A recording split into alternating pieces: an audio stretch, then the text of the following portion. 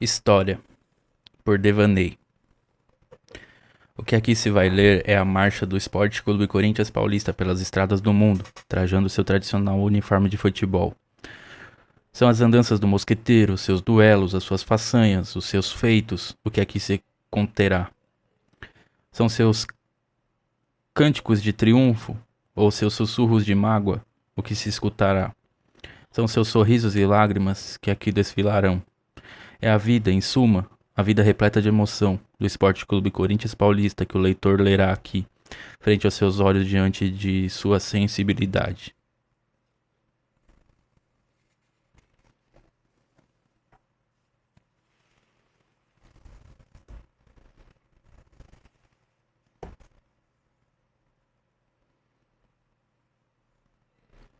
Retificação. Às vezes se lê em absurdos como este. O Esporte Clube Corinthians Paulista foi fundado por um grupo de ingleses funcionários, em sua maioria da São Paulo Railway Company, e se destinava preferencialmente à prática do jogo de cricket.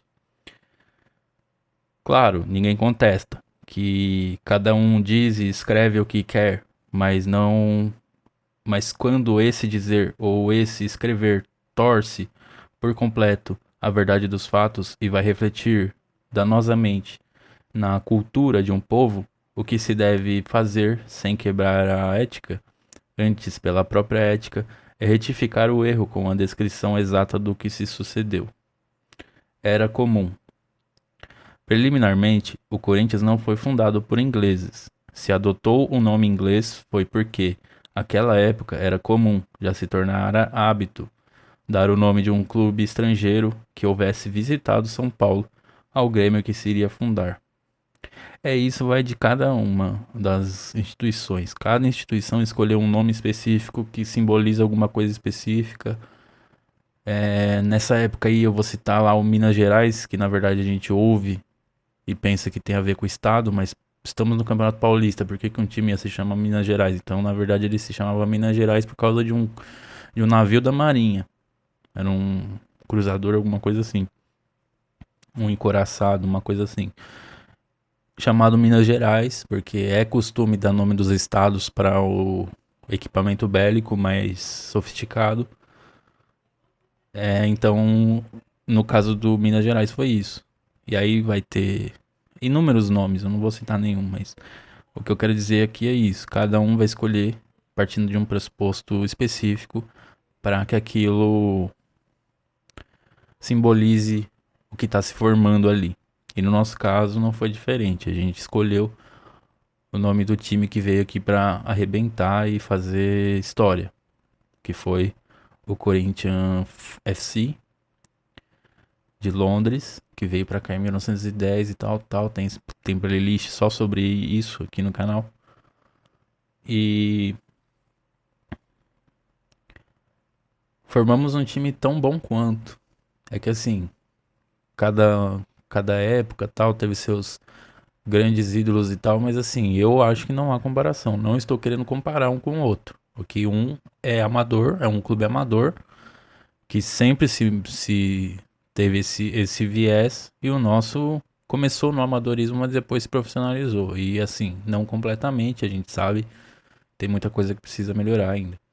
Mas é pra gente ver que assim, o Corinthians Paulista é maior que o inglês, a gente não precisa entrar nesse mérito, mas assim, é curioso ver a pujança do Corinthians Paulista frente ao inglês. É curioso a gente ver que ele cresceu bastante, bem mais do que o atual Corinthians Casuals.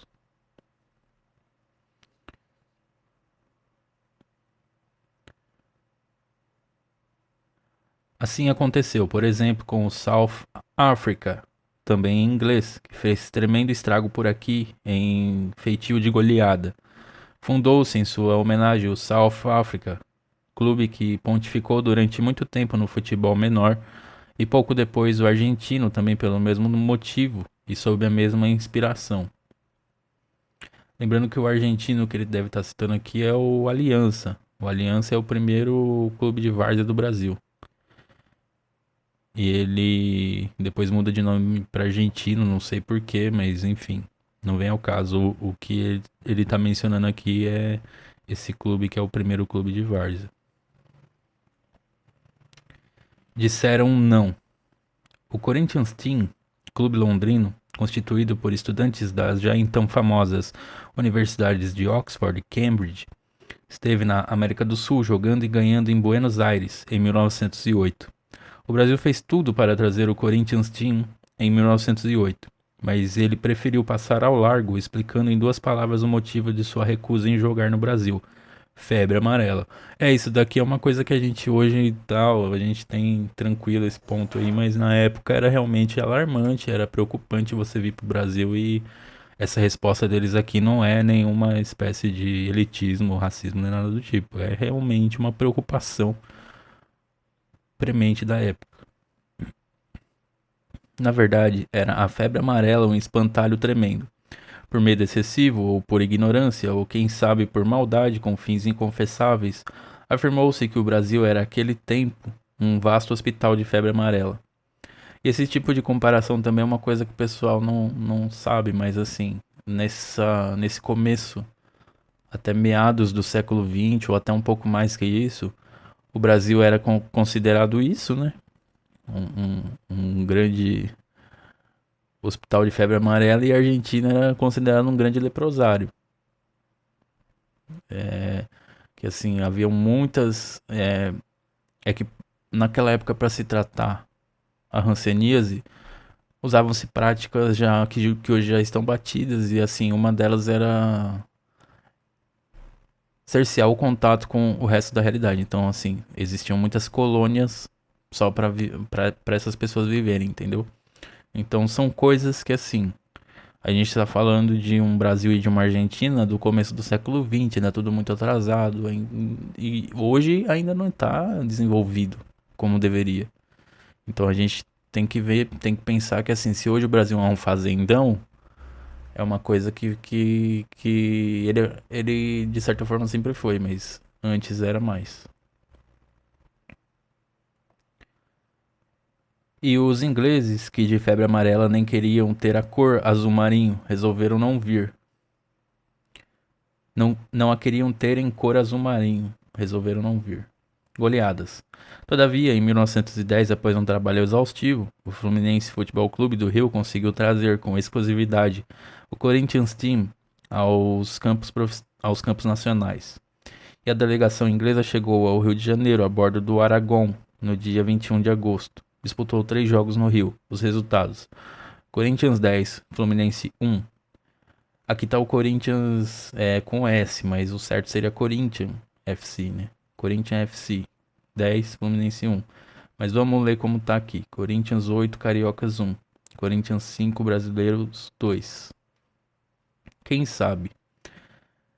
Essas contagens puseram água na boca dos paulistas. Se um Fluminense perdia de 10, se um selecionado carioca caía de 8, e se até os brasileiros do Rio eram superados por 5, quem sabe se aqui por São Paulo não haveria alguma possibilidade de se perder de menos. E foi pensando em substituir por números efetivos aquelas reticências que a Liga Paulista concluiu que o Corinthians tinha as negociações para a vinda a São Paulo. Sensação. Veio o Corinthians Team a São Paulo, hospedou-se no Majestic Hotel. A sua permanência em São Paulo constituiu-se em acontecimento de incomum realce. Os ingleses, ao passarem pelas ruas, eram seguidos por verdadeiras multidões. Gente havia e não pouca, que passava horas a fio frente ao hotel, na esperança de poder ver, mesmo de relance, os famosos futebolistas britânicos. Aí a gente já vê que isso não é uma prática só de hoje, né? Jornais que até então desconheciam o futebol preocuparam-se com o fato de tal forma que a estada dos ingleses em São Paulo passou a ser noticiário obrigatório da primeira página. Placares. O que queriam os paulistas, como já se frisou, era perder de pouco. Não passava pela cabeça de ninguém ainda que em sonhos de verão derrotaram ou até mesmo conseguiram um empate diante dos ingleses. Fez 3 jogos na capital paulista o time britânico, e os placares mostraram estes resultados. Corinthians 2, Palmeiras 0, que não é o o atual, é a Associação Atlética das Palmeiras, 31 de agosto. Corinthians 5, Paulistano 0, 2 de setembro. Corinthians 8, São Paulo Atlético 2, 4 de setembro. Em 3 jogos, os ingleses haviam feito 15 gols e sofrido apenas 2, com um saldo, portanto, de 13 tentos. Saliente-se que o Palmeiras contra quem os britânicos estrearam não era o atual Palmeiras, antigo Palestra Itália, mas sim a Associação Atlética das Palmeiras, a agremiação que teve suas fases áureas nas décadas de 10 e 20, para desaparecer na de 30. Uma ideia. A ideia da fundação de um clube já era antiga. Joaquim Ambrósio, Carlos da Silva, Rafael Perrone, Antônio Pereira e Anselmo Correia já pensavam nisso havia muito tempo. Eram quase todos eles empregados na companhia da Estrada de Ferro São Paulo Railway e moradores, sem exceção, do Bom Retiro. Ali no Bom Retiro, encravado no bairro, na rua José Paulino, existia um terreno amplo, seco, quase nivelado. Toda vez que aquele grupo de amigos passava pela José Paulino, surgiu o comentário: que campo magnífico dava este terreno, hein? Mas acontecia um obstáculo que só os ricos desconhecem: falta de dinheiro. Ideia em marcha. Joaquim Ambrósio, Carlos da Silva, Rafael Perrone, Antônio Pereira e Anselmo Correia foram juntos assistir no campo do Velódromo a estreia do Corinthians Team na tarde de 31 de agosto de 1910, quando os ingleses bateram o Palmeiras por 2-0. E presenciaram ao magnífico espetáculo originário da estupenda resistência dos componentes da equipe paulista aos formidáveis jogadores britânicos, exigindo-lhes o máximo de sua admirável capacidade técnica.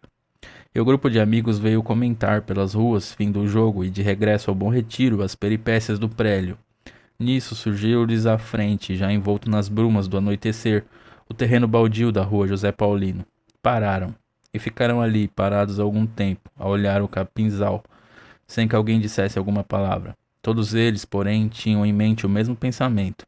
A cada olhar que se encontrava, um interpretava fielmente o que aquele dirigir de olhos significava. Quem falou primeiro, quebrando o emocionante silêncio, foi Joaquim Ambrósio.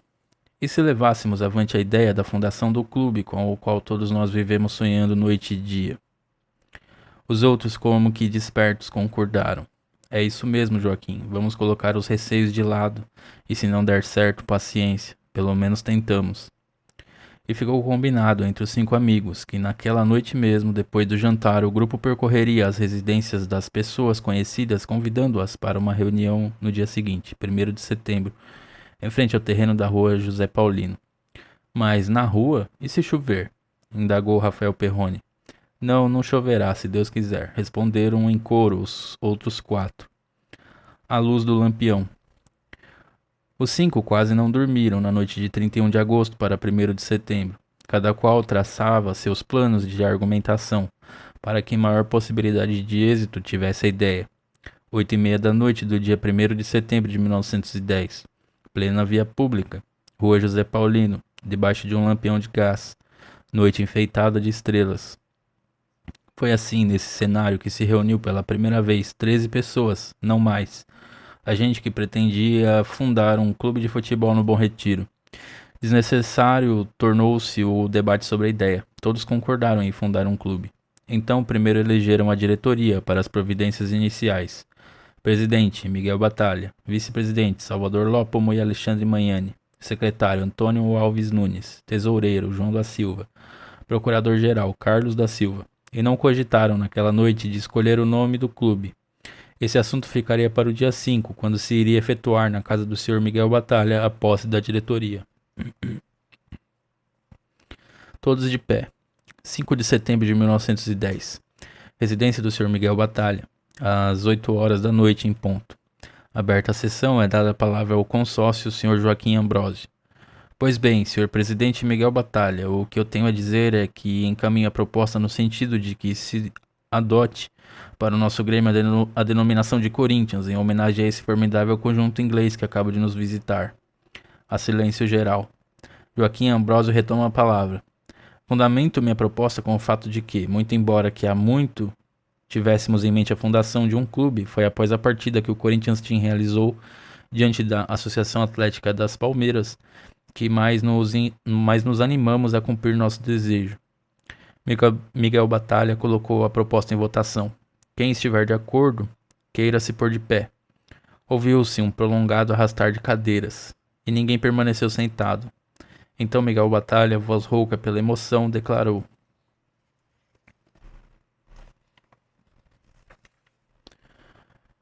está adotado o nome de Esporte Clube Corinthians Paulista para o nosso Grêmio. Todos concordaram com a denominação completa dada pelo Miguel Batalha. Eram precisamente 8 horas e 7 minutos da noite de 5 de setembro de 1910. Vamos ler aqui. Corinthians Team. Esta equipe dos ingleses que nos visitou em 1910 e, mercê de suas estupendas apresentações, provocou a imediata fundação do nosso Corinthians, já sonhado há algum tempo. 1913, a equipe corintiana em seu primeiro campeonato oficial e fase de um dos jogos. Em pé, Fúvio, Casimiro do Amaral e Casimiro Gonzalez. Ajoelhados, Police, Bianco e César. Agachados, Aristides, Aristides, Pérez, Amílcar, Aparicineco. 1916, conjunto alvinegro campeão invicto da temporada após magnífica campanha, não perdendo um ponto sequer em todo o certame. 1917, equipe bastante alterada após o título de 1916. Muitos trocaram de clube, seguindo principalmente para o Rio. Em pé, Plínio, Ciasca, Russo, Aloia, César e Casimiro Gonzalez. Agachados, Américo, Aparício, Amílcar, Neco e Rogério.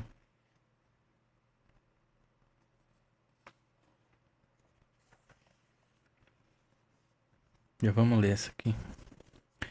Em 1918, o Corinthians disputou seu primeiro cotejo interestadual e o fez jogando no Rio de Janeiro contra o Flamengo, no campo do Rubro Negro. Esplendidamente, o Alvinegro venceu o Clube Carioca por 2-1. Aí estão as ilustrações do encontro. Ao alto, bloqueio da retaguarda corintiana no ataque flamenguista. Amílcar e Nery, capitães de 2 quadros no centro do gramado. À direita, o quadro corintiano que disputou a peleja. Aparecem em pé Nando, Gano, Amílcar, Medalha, César e Ciasca. Agachados, Américo, Neco, Armandinho, Garcia e Basílio. Finalmente, Medalha rebate com o pé, protegido por Nando. 1919, início da remodelação do quadro corintiano, com o recuo de Amílcar para a linha média. A deslocação de Neco definitivamente para as meias. Ao alto, o ataque Américo, Neco, Armandinho, Garcia e Basílio. Embaixo, a defesa, César, Amílcar, Gano, Ciasca e Nando.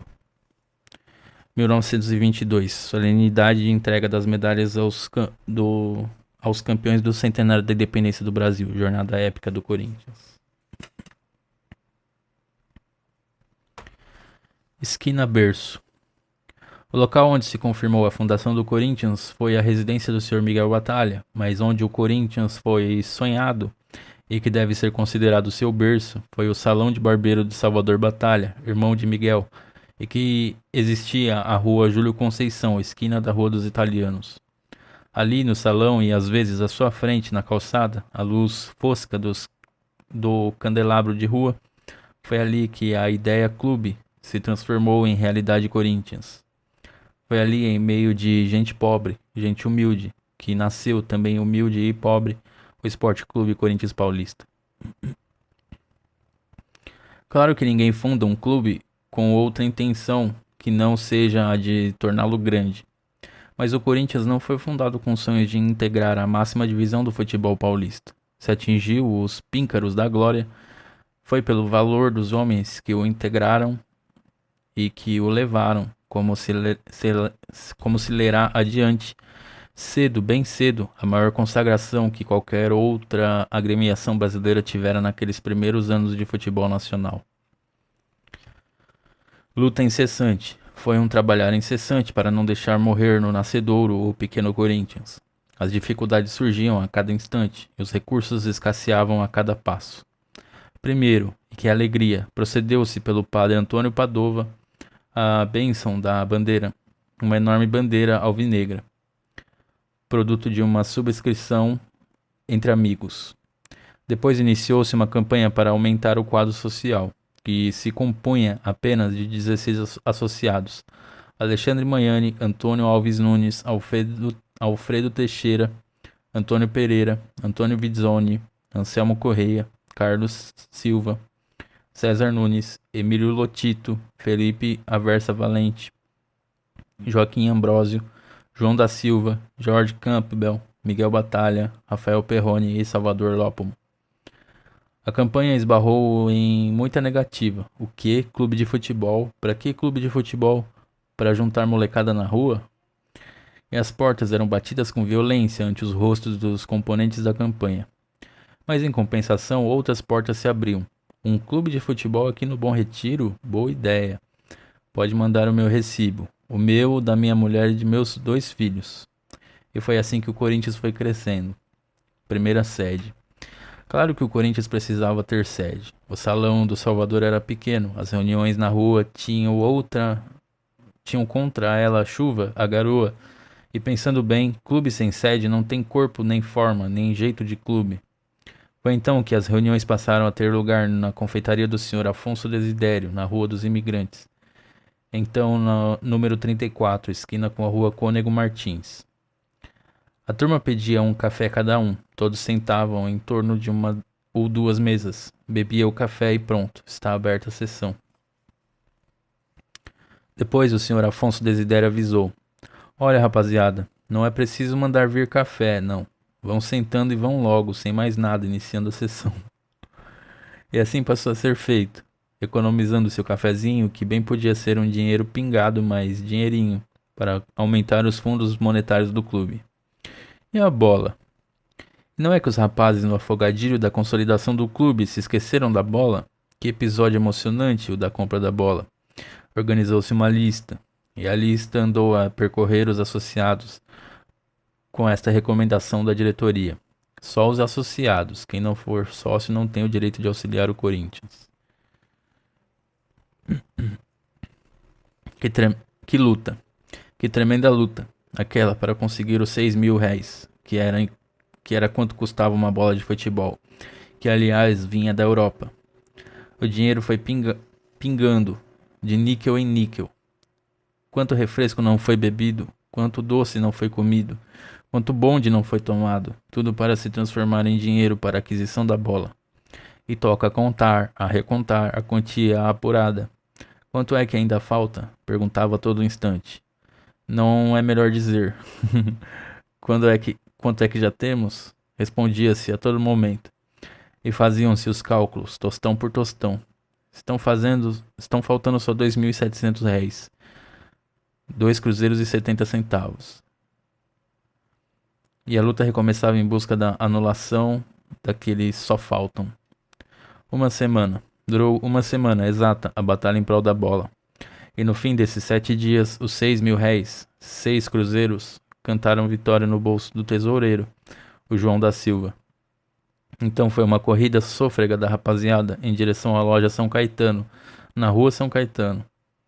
Viram como que existe todo um folclore sobre isso, né? Porque esse daqui citou loja São Caetano na rua São Caetano. Já as outras publicações citam ou rua São Caetano, mas não loja São Caetano.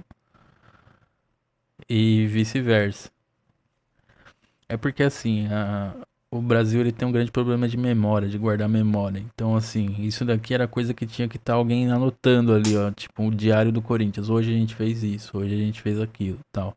Pra que a gente tivesse mais noção. Mas assim, na hora que a turma tá fazendo, ninguém pensa nisso. Ninguém pensa em ter é notário que fala? Um cara tomando nota ali. É meio difícil ter alguém fazendo isso. Uma bola de futebol de capão das oficiais. O dinheiro está aqui. E os tostões, os 200 réis e até vinténs se esparramaram por sobre o balcão da lojinha da rua São Caetano. E que emoção, santo Deus, e daquela rapaziada ao passar as palmas das mãos por sobre a face do couro. Primeiro treino.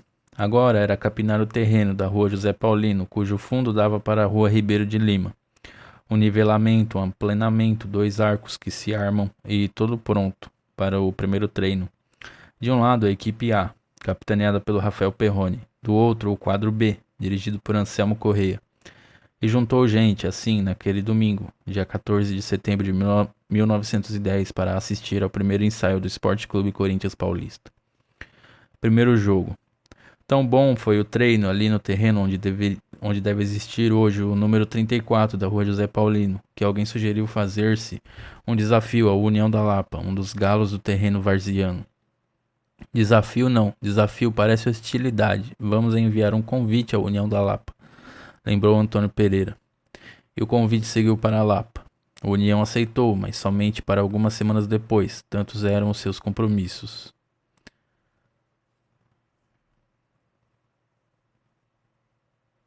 Mas não foi dia 10 de setembro, pô?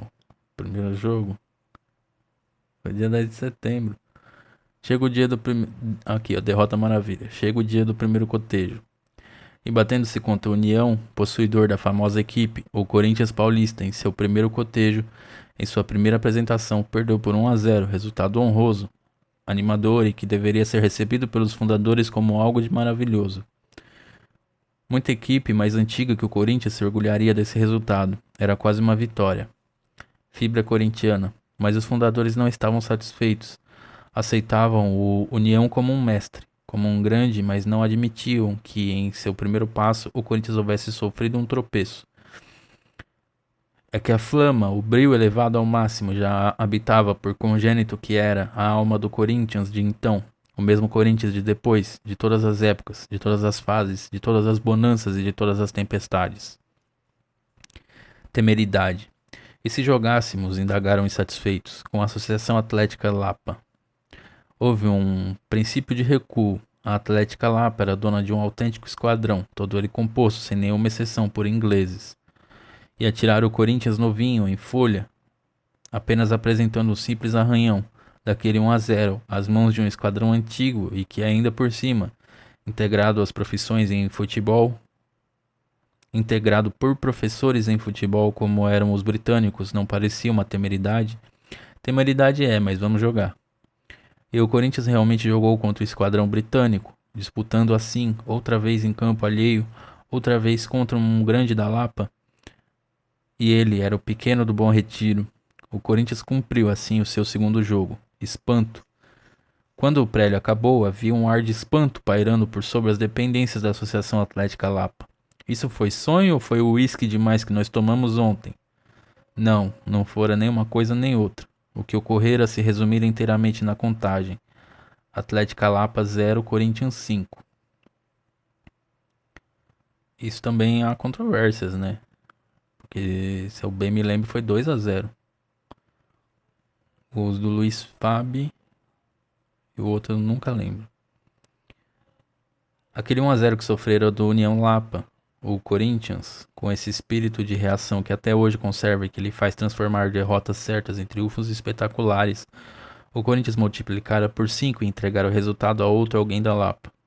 Houve festa, e não era para menos, no Bom Retiro.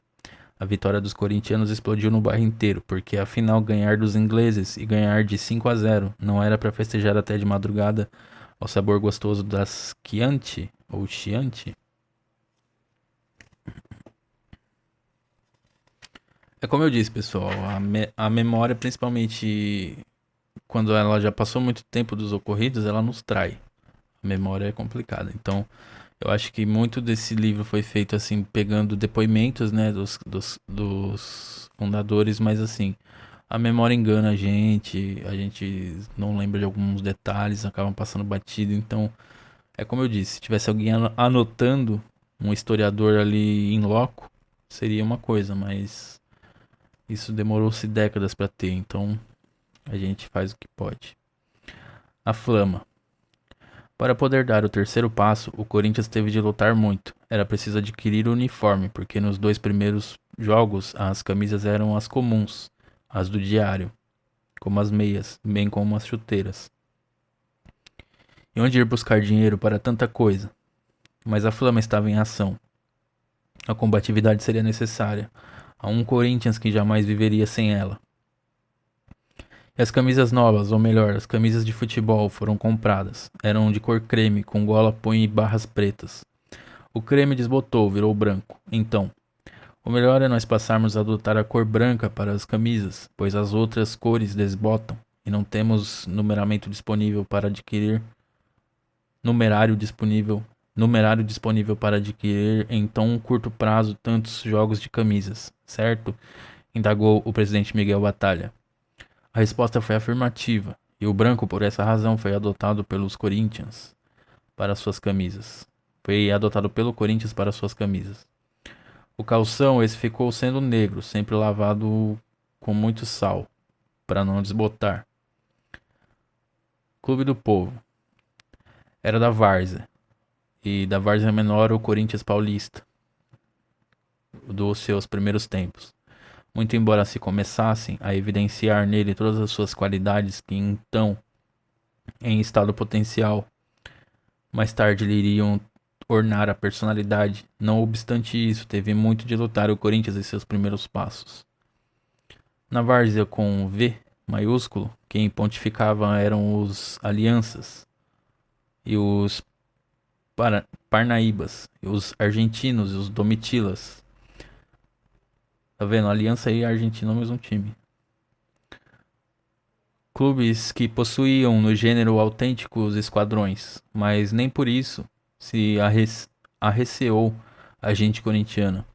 Até pelo contrário, sua confiança em si mesmo davam ao Corinthians um eterno ar de desafio, e ali pelo Carmo, na extensa faixa de terrenos que o futebol ia engolindo, já se conhecia o Corinthians como o galo brigador do Bom Retiro.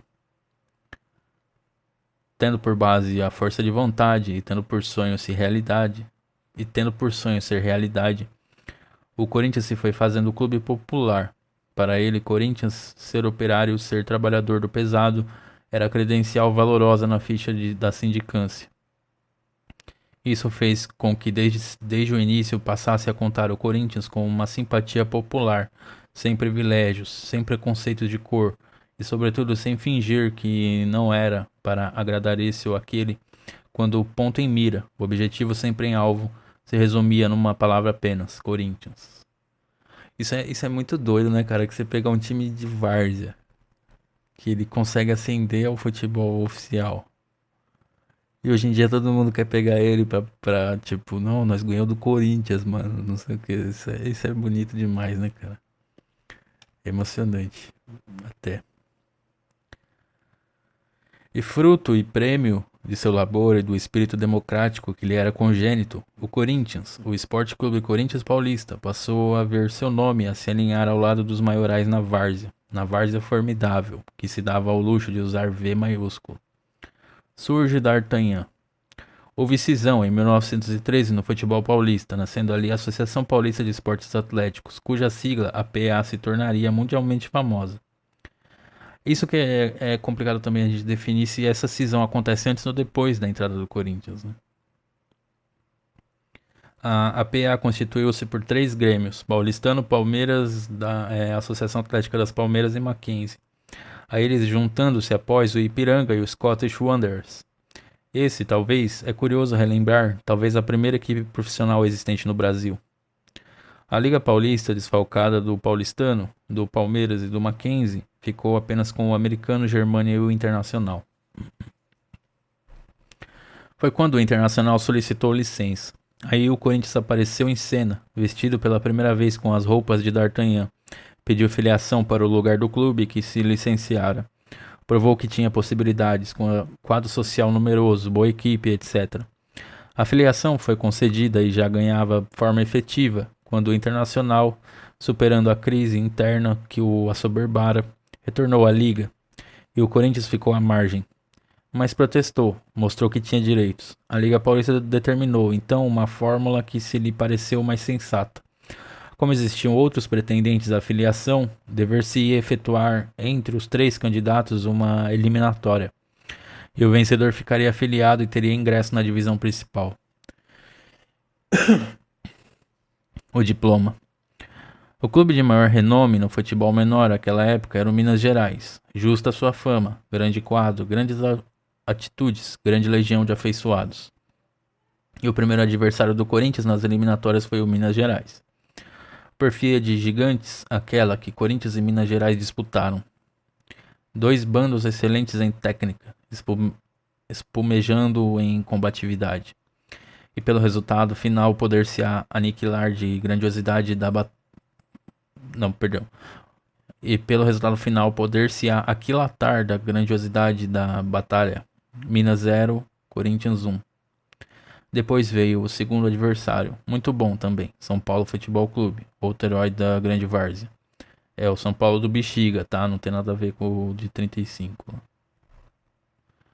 Expectativa no Bom Retiro. O bairro em peso foi ver o jogo e o apito final. São Paulo Futebol Clube 0, Corinthians 4. E o diploma, quanta emoção no Bom Retiro, santo Deus. E o diploma é concedido. Concede-se ao Esporte Clube Corinthians Paulista o direito de integrar a divisão principal da Liga Paulista de Futebol. Os diplomandos. O quadro vencedor das eliminatórias, primeira bota de gigante para a caminhada infindável à procura das glórias. Casimiro do Amaral, Fulvio Bente e Casimiro Gonzalez, Francisco Police, Alfredo de Assis e Francisco Lepre, César Nunes, Antônio Pérez, Luiz Fabi, Joaquim Rodrigues e Carmo Campanella. Corria a essa altura o ano de 1913. Reação, uma constante. Festa grande para o Bom Retiro, para a várzea inteira, o ingresso pelo seu próprio valor, e não por protecionismo do Esporte Clube Corinthians Paulista, na série principal da Liga Paulista. Justa essa alegria, reflexo então da certeza de poucos no sonho de muitos, de que também no futebol menor existiam valores capazes de tornar mais alto o P-Ball de São Paulo. Disputou o Corinthians o certame paulista de 1913, no de seu ingresso na divisão superior. Emoção a granel, razoável emoção, aliás, alterou em muito a maneira de jogar dos moços recém-vindos dos campos pontilhados de touceiras. E perdendo para o Germânia, para o Americano, para o Santos e para o Internacional, em seus primeiros compromissos, situou-se ao término do campeonato o Corinthians em terceiro lugar, e já no segundo turno, reagindo com aquela fibra que lhe veio do berço, conseguiu o preto e branco a posição honrosa de só ver à sua frente o campeão americano e o vice, o Germânia. Gloriosa façanha. Decisivo para sua existência como clube de relevo, de realce, foi o ano de 1914. Vindo da várzea, integrado por elementos desconhecidos, sem renome, composto em seu quadro social por operários, fato que não se ajustava às exigências sociais daquela época. O Esporte Clube Corinthians Paulista, sem grande expressão, em 1913, desapareceu do número dos grandes. Desapareceria do número dos grandes em 1914 se sua atuação ao transcurso daquele ano não fosse convincente. O Corinthians sabia disso. Sabiam-no todos os corintianos. E fácil foi avaliar-se a angústia que por vezes andou a circundá-los no decorrer do torneio. E iniciou a caminhada rumo a uma meta que ele, Corinthians, sabia ser cruz ou trono. Cruz na derrota, trono no triunfo. Ganhou do Internacional, ganhou do Lusitano, ganhou do Minas Gerais, ganhou do Campos Elíseos, ganhou do Highcroft, de Jundiaí. E, surpresa, estarrecedora, ganhou também do Germânia, o grande, o excelso Germânia. Senhor de alta estirpe no futebol da Terra das Bandeiras, dono de um armar de ações trabalhadas em ouro. E quando findou o campeonato, eis que ao lado do nome do Esporte Clube Corinthians Paulista, havia esta anotação: campeão invicto da Liga Paulista de Futebol no ano de 1914. Você tem ideia, cara? Você tem ideia, mano? Assim, assim, a gente tem que considerar a qualidade técnica dos caras que tava lá e tal, mas assim, era o coração. Era o coração. Esses títulos foram ganhos com o coração. Que é muito mais marcante do que a técnica. Sem precedente. Até 1914, inclusive, já haviam sido disputados 15 campeonatos paulistas e em nenhum deles o clube vencedor do certame deixara de perder pontos. Foi, portanto, o Corinthians Paulista o primeiro clube a manter-se invicto e sem ponto algum perdido nos 13 anos iniciais do futebol paulista. E tem essa também, né? Não é só ganhar o bagulho invicto, é ganhar o bagulho invicto sem perder nenhum ponto e assim, coisa que nenhum dos times que já tava lá fez. Foi muito fora da curva, né, cara? Quadro herói. O quadro herói dessa memorável façanha: Sebastião, Fulvio e Casimiro II, Police, Bianco e César, Américo, Pérez, Amílcar, Aparício e Neco. No arco, em alguns prélios, formou-se também o goleiro Aristides Oliveira. Nome: o nome está indestrutivelmente ligado àquela brilhante façanha, Casimiro Gonzalez. Foi ele, senhor do perfeito olho clínico, quem descobriu e apurou valores existentes nas equipes secundárias corintianas, guindando-os ao quadro principal, que levou avante e a termo tão bonita arrancada. Estreia internacional. A primeira partida internacional disputada pelo Corinthians ocorreu no dia 15 de agosto de 1914, no Parque Antártico. Foi quando da vinda ao Brasil da famosa equipe italiana, Torino, força máxima no futebol peninsular. Estreou o Torino enfrentando o Internacional, a quem venceu por 6-0. Logo após era o selecionado paulista da Liga, quem tombava por 5-1. Coube ao Corinthians pôr-se à frente do conjunto itálico e perdeu. Perdeu por 3-0, jogando bem, jogando futebol que Vittorio Pozzo, esse mesmo Vittorio Pozzo que é hoje um dos mais lidos e acatados comentaristas europeus, é que a Itália entregou os títulos de campeã mundial de 1934 e 38, assim classificou. Uma grande equipe essa do Corinthians, possui vários elementos que superam muitos dos nossos famosos jogadores. Zaga sólida, médios incansáveis no trabalho de ligação e dianteiros velozes. O Corinthians é uma equipe que pode ir à Europa e enfrentar sem receio qualquer das que por lá existem. E se nós vencemos foi apenas e tão somente pela experiência maior. Em 1922, quando da visita dos aviadores portugueses, então os mais famosos do mundo, Sacadura Cabral e Gago Coutinho, foi disputada a Taça Portugália, o Cântara Portugália, rico troféu, todo de prata, reunindo as representações do Corinthians e do Palestra, no Parque Antártico. Ao final dos 90 minutos, a vitória pertenceu espetacularmente ao Corinthians, pelo placar de 2-0, com gols de Gambarota e Tatu. Eis o quadro vencedor, no dia do esplêndido triunfo. Em pé, Pérez, Neco, Mário, Rafael, Tatu, Garcia e Deodébio. Agachados, Gambarota, Rodrigues, Gelindo e Amílcar. E lá está enriquecendo a sala de troféus do Parque São Jorge a Taça Portugália, a mais rica até hoje disputada no Brasil, em cotejo de âmbito nacional. Amílcar, integrando a seleção paulista. 1929. Essa equipe conquistou o tricampeonato de 28, 29 e 30, além de espetaculares vitórias internacionais, sendo cognominada de Esquadrão Mosqueteiro.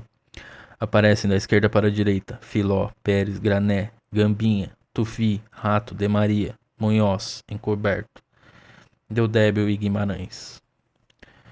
1935. Em pé, José I, Brandão, Jaú, Brito, Munhoz e Carlos. Agachados, Teixeira, Carlito, Teleco, Rato e Wilson. 1943. Em pé, Jango, Bino, Beliomini, Brandão, Chico Preto e Dino. Agachados, Lucas, Servírio, Teleco, Eduardinho e Hércules.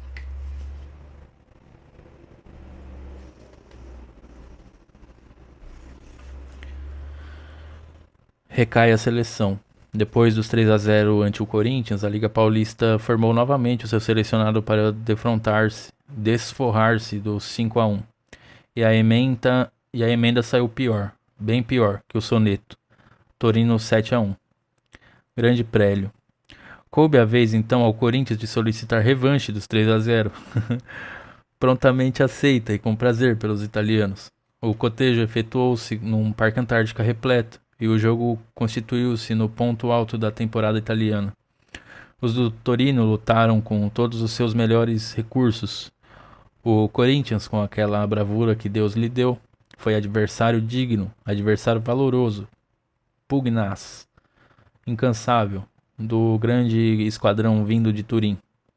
Primeiro tempo, 1-1, gol de Moço para o Torino e Américo para o Corinthians.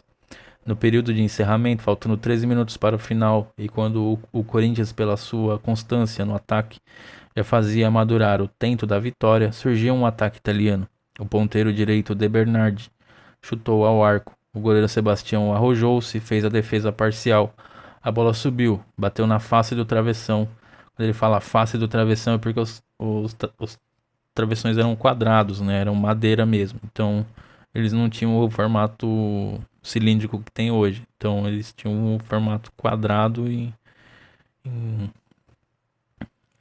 retângulo, né? Que fala assim. E aqui bateu na face do travessão.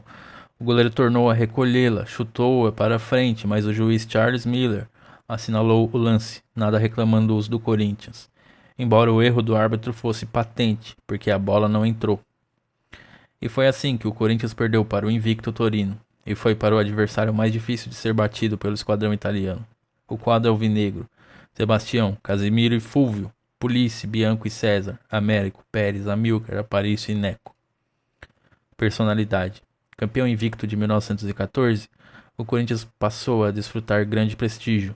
Nem por isso, entretanto, se acomodou na posição de relevo em que a sua bravura e o seu valor o alojaram.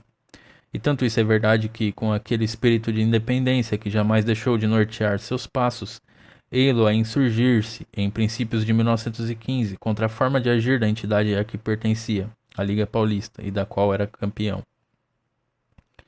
Julgou o Corinthians que a maneira de recusar as propostas de fusão para benefício do futebol de São Paulo e do Brasil não era correta, e dessa sua opinião não fez segredo, o que lhe valeu o ambiente de mal-estar dentro da liga, dela se retirando, então, sem saber ao menos se iria obter filiação na PA.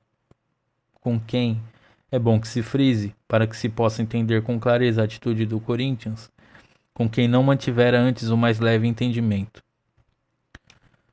E algo curioso acontece. A PA não dá filiação ao Corinthians, que assim, em 1915, não disputa nenhum campeonato paulista. Tem outros vídeos sobre isso também, né, no canal aí. E esportivamente não se opõe a que seus jogadores joguem por outros clubes durante aquela temporada. Sebastião e Pérez são os dois únicos que não disputam o certame. Dois feitos. Em 1916, retornando à Liga Paulista, já então em novos moldes, o Corinthians foi intérprete de uma façanha que se tornou imortal. Jogando em um festival em prol da beneficência espanhola, o Corinthians teve por adversário o Germânia, campeão da Liga em 1915. Resultado do cotejo: Germânia 1, Corinthians 4. Houve então um movimento para que o Corinthians enfrentasse o Palmeiras, que era o campeão da APA, aliás, campeão invicto de 1915. O Corinthians aceitou e Palmeiras 0, Corinthians 3. Assim sendo, após ter ficado inativo em 1915, o Corinthians retornava às lides derrubando os dois campeões daquele ano, que é o campeão dos campeões, né? O título de campeão dos campeões. Não é figura de expressão. Aconteceu não só em 1915, outra em 1930. Tem uma coisa que eu ia comentar. Então, ele não ficou inativo. Ele jogou muitos amistosos nesse ano de 1915. Jogou inúmeros. Foi perdendo o último do ano para um selecionado do Campeonato Paulista. Então precisaram fazer uma seleção para conseguir ganhar do Corinthians. Ou seja, se ele foi invicto em 14, em 15 ele só perde um jogo e em 16 ele é invicto de novo, o Corinthians quase fica 3 anos sem perder nenhuma partida. Tudo bem que naquela época se jogava menos, né? Tinham menos adversários, mas assim, 3 anos são 3 anos, né? Se perder uma partida em 3 anos, é muita coisa, cara. É um feito muito grande, isso que eu quero dizer. Outra vez campeão. Esses dois feitos circundaram-se, é claro, da grande repercussão. Não tivesse já o seu nome firmado e dali daquelas duas formidáveis conquistas, ao abater sensacionalmente os campeões das duas entidades, e dali teria, por certo, surgido o grau de popularidade que envolve o Esporte Clube Corinthians Paulista. No campeonato de 1916, na Liga Paulista, para onde retornou com toda a força de seu autêntico esquadrão, o Corinthians arrebatou novamente o título máximo, após campanha em que se houve sempre de forma sensacional. Tanto que, uma vez mais, ficou invicto, outra vez sem perder ponto algum. Curiosidade: todos os seus jogadores, dispersos pelos outros clubes, retornaram à equipe tão logo isso se fez necessário. tomando parte naqueles 2 famosos jogos contra os campeões das 2 ligas e defendendo o alvinegro no certame de 1916, à exceção de Bianco e Pérez. Os campeões de 1916, invictos: Sebastião, Casemiro e Fúvio, Police, Plínio e César, Américo, Fiu, Amilcar, Aparício e Neco. Alçando o voo. Já então, o Corinthians não desfrutava de prestígio apenas em seu bairro, o Bom Retiro. Seu nome, aureolado por tão bonitas conquistas, transcendera outros rincões. E quando se faziam referências a um clube de valor, era imperioso citar o nome do Corinthians. Citavam-no seus adversários, sem grandes elogios, mas citavam porque 2 vezes campeão paulista em apenas 6 anos de existência, 3 dos quais vividos na várzea, era algo que determinava aplausos. E aquela opinião esplêndida por Vittorio Pozzo, em 1914, abriu ao modesto Grêmio do Bom Retiro o crédito ilimitado para a compra de asas capazes de fazê-lo voar bem alto. Honra o mérito. Pacificado em 1917 com a extinção da Liga Paulista, o futebol de São Paulo, houve a corrida em árdua competição a ver quais seriam os clubes que comporiam a divisão principal da APA. Utilizando-se de todos os recursos dos clubes candidatos, as forças políticas, então em absoluto domínio, mantiveram-se em grande atividade, mobilizando-se todas as energias disponíveis para que esse ou aquele clube pudesse gozar dos direitos e honrarias conferidos aos da primeira divisão. Clube modesto, por índole proletário, por formação crente em si próprio, por característica de sua individualidade, o Corinthians manteve-se alheio inteiramente aos processos de encartuchamento ou de bajulação. Ficou onde estava e onde o foi buscar o convite partido da APA para que ele fizesse parte da divisão de honra. Foi, portanto, pelo seu mérito, pelo renome que ele mesmo conquistara, que se lhe deu um lugar de destaque na então entidade única do futebol bandeirante.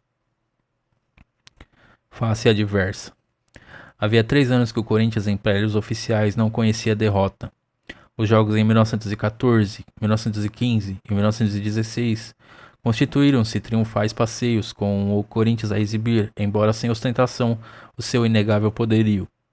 Por isso, ao se iniciar o campeonato de 1917, todas as atenções convergiam para o Corinthians, mas bem mais do que para os outros, que eram o Paulistano, o Palestra, o Ipiranga, o Mackenzie, o Santos, o São Bento e o Internacional.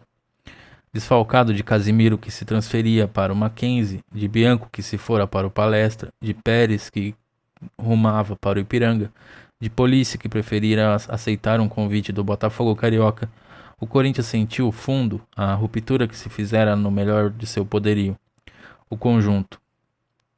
Só um adendo aqui, pessoal, o Neco também foi altamente assediado para ir jogar no Fluminense, mas ele não quis, ele negou, e assim, era para ele ganhar dinheiro lá. E aqui no Corinthians ele não ganhava nada, ele pagava do bolso para jogar. Isso é um cara que merece um busto.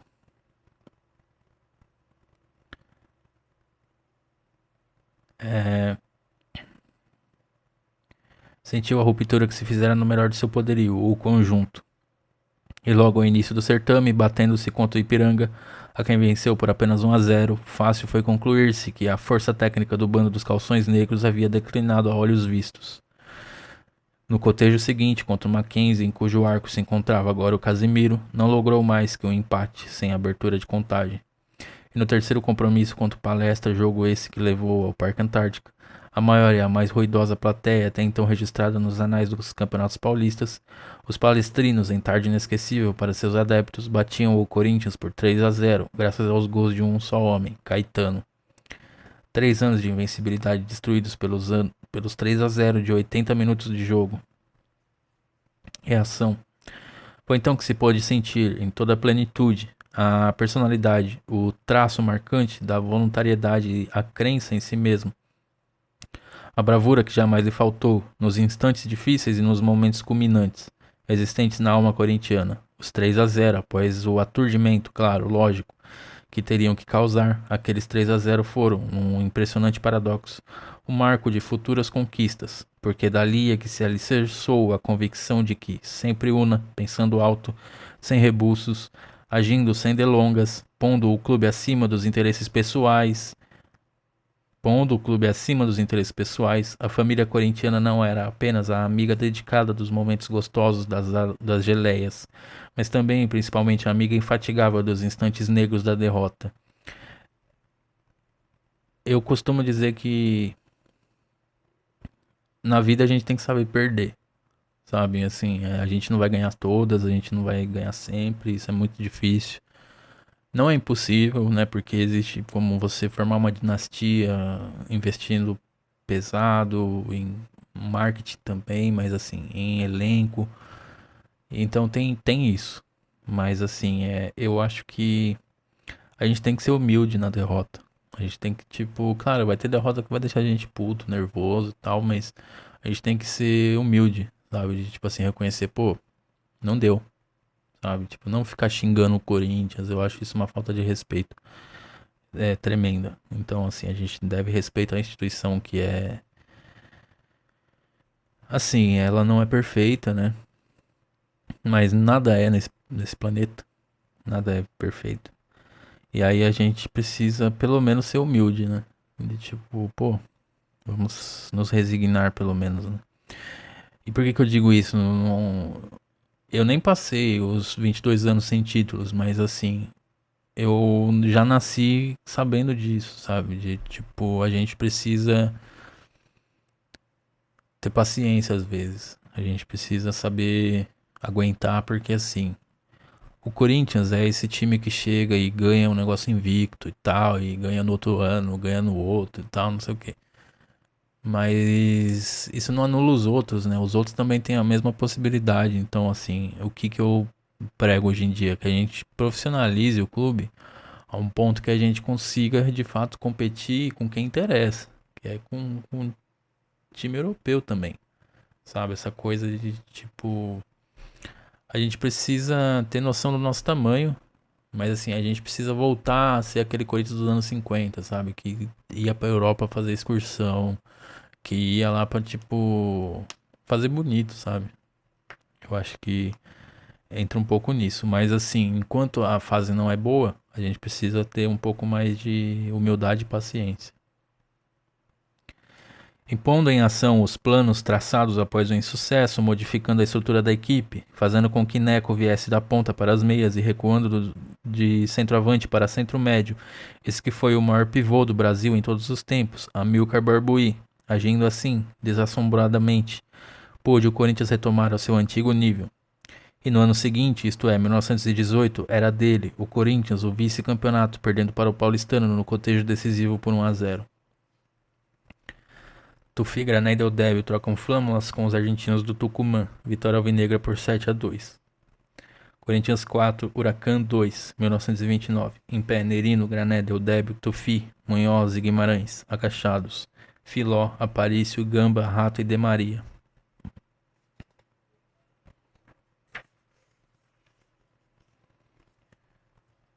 Lembrança do... Aqui é Corinthians 2, Torino 1, tá? Isso aqui eu já percebi no outro livro lá que assim, a gente ganhou esse jogo.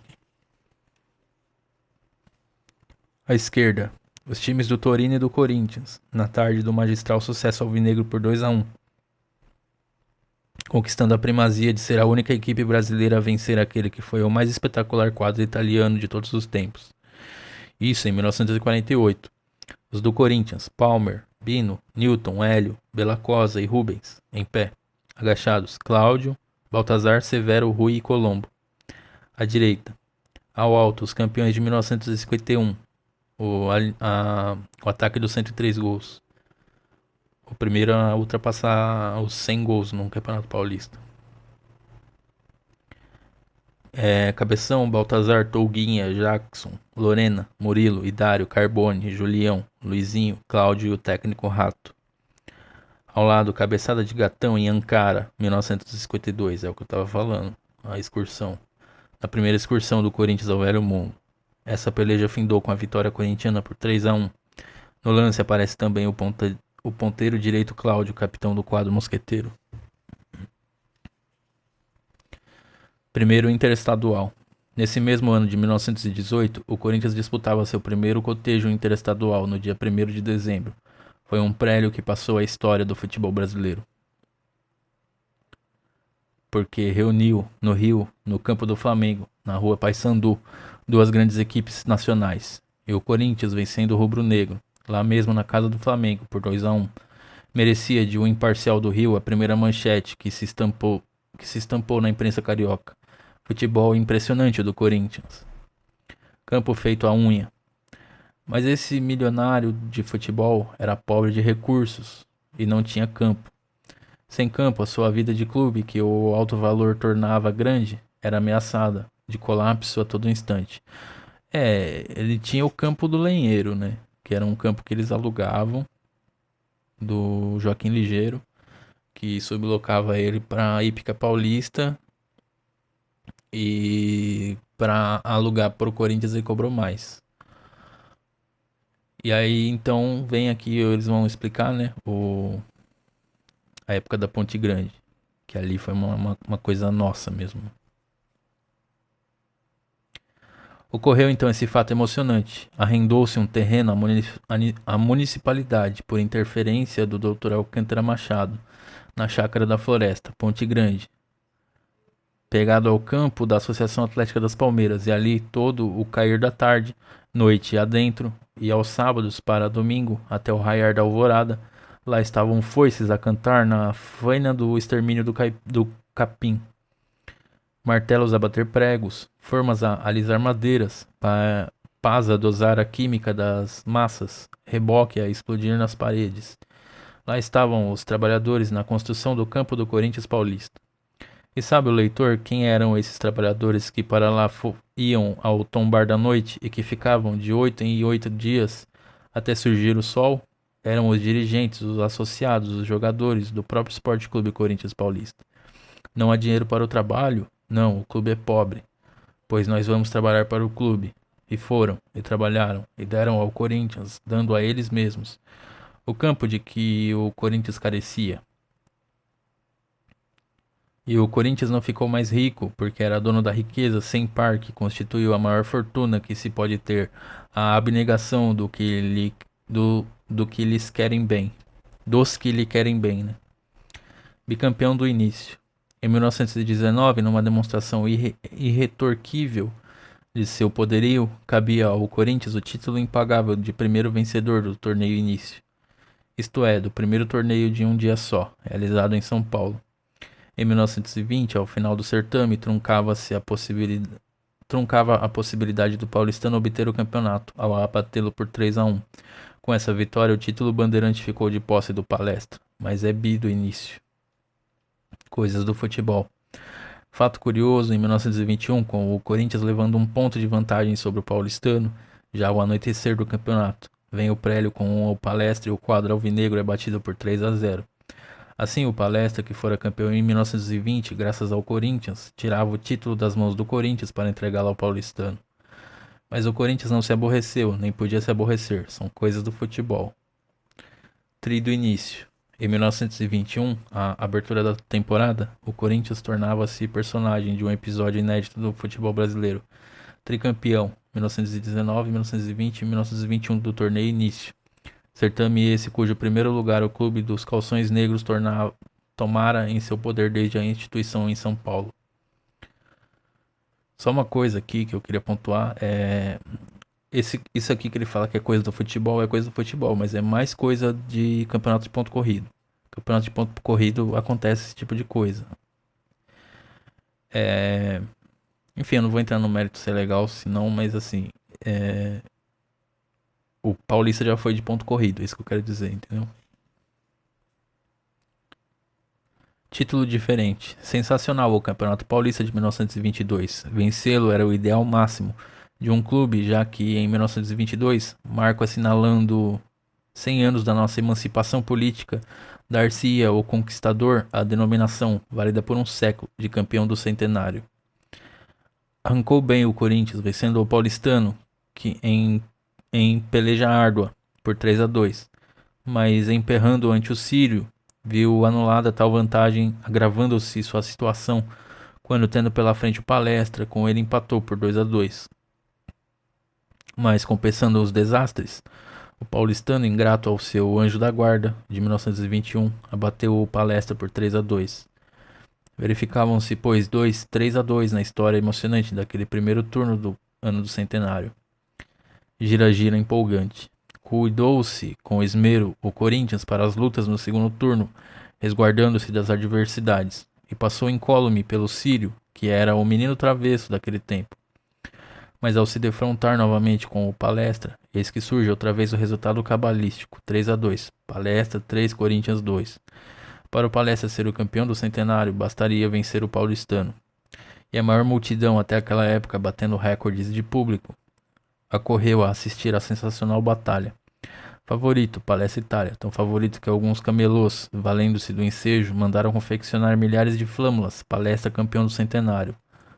Fim do cotejo, Palestra 1, Paulistano 5. Expectativa.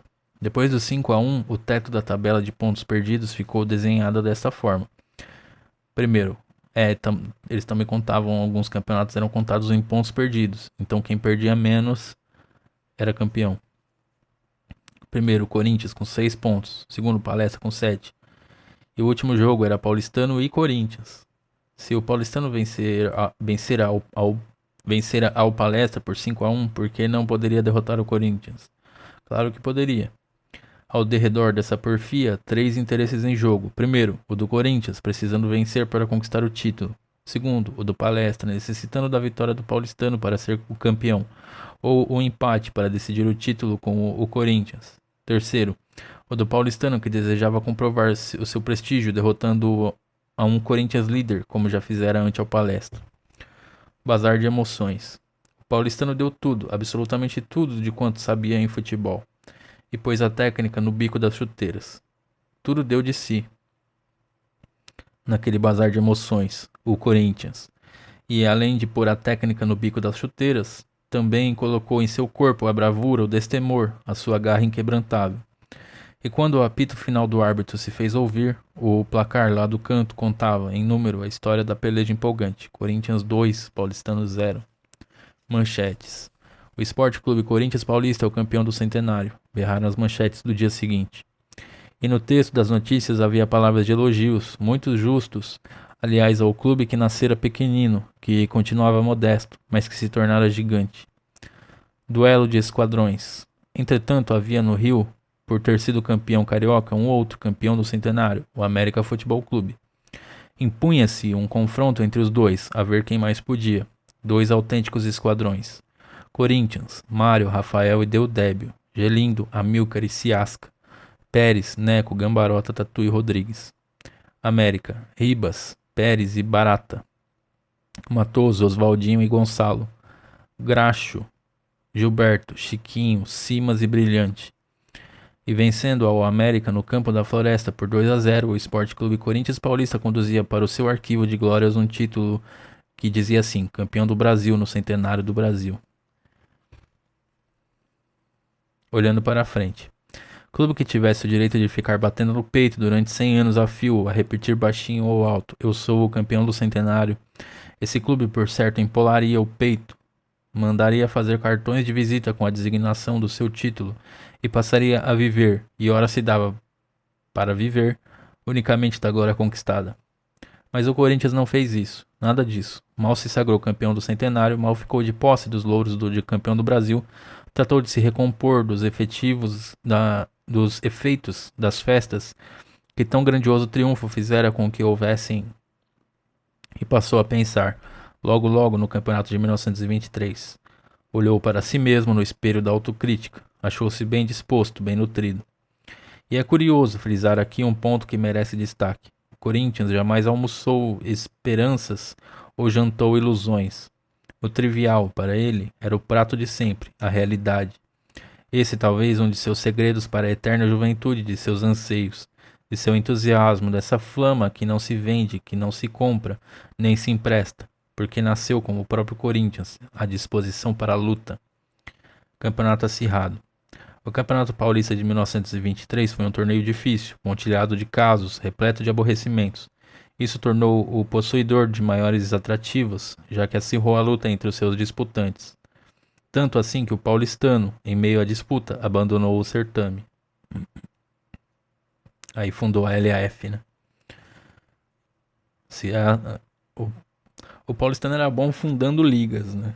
Fundou a APA e depois a LPF, a LAF, que é a Liga Amadora de Futebol. Bicampeão. Então ficou o Palestra para competir com o Corinthians, e ali estava o Corinthians para defender o renome de seu título de 1922 ante o Palestra. No primeiro turno, Palestra 1, Corinthians 4. O Palestra não se conformou, houve atritos em campo e não quis enfrentar o 11 mosqueteiro no segundo turno.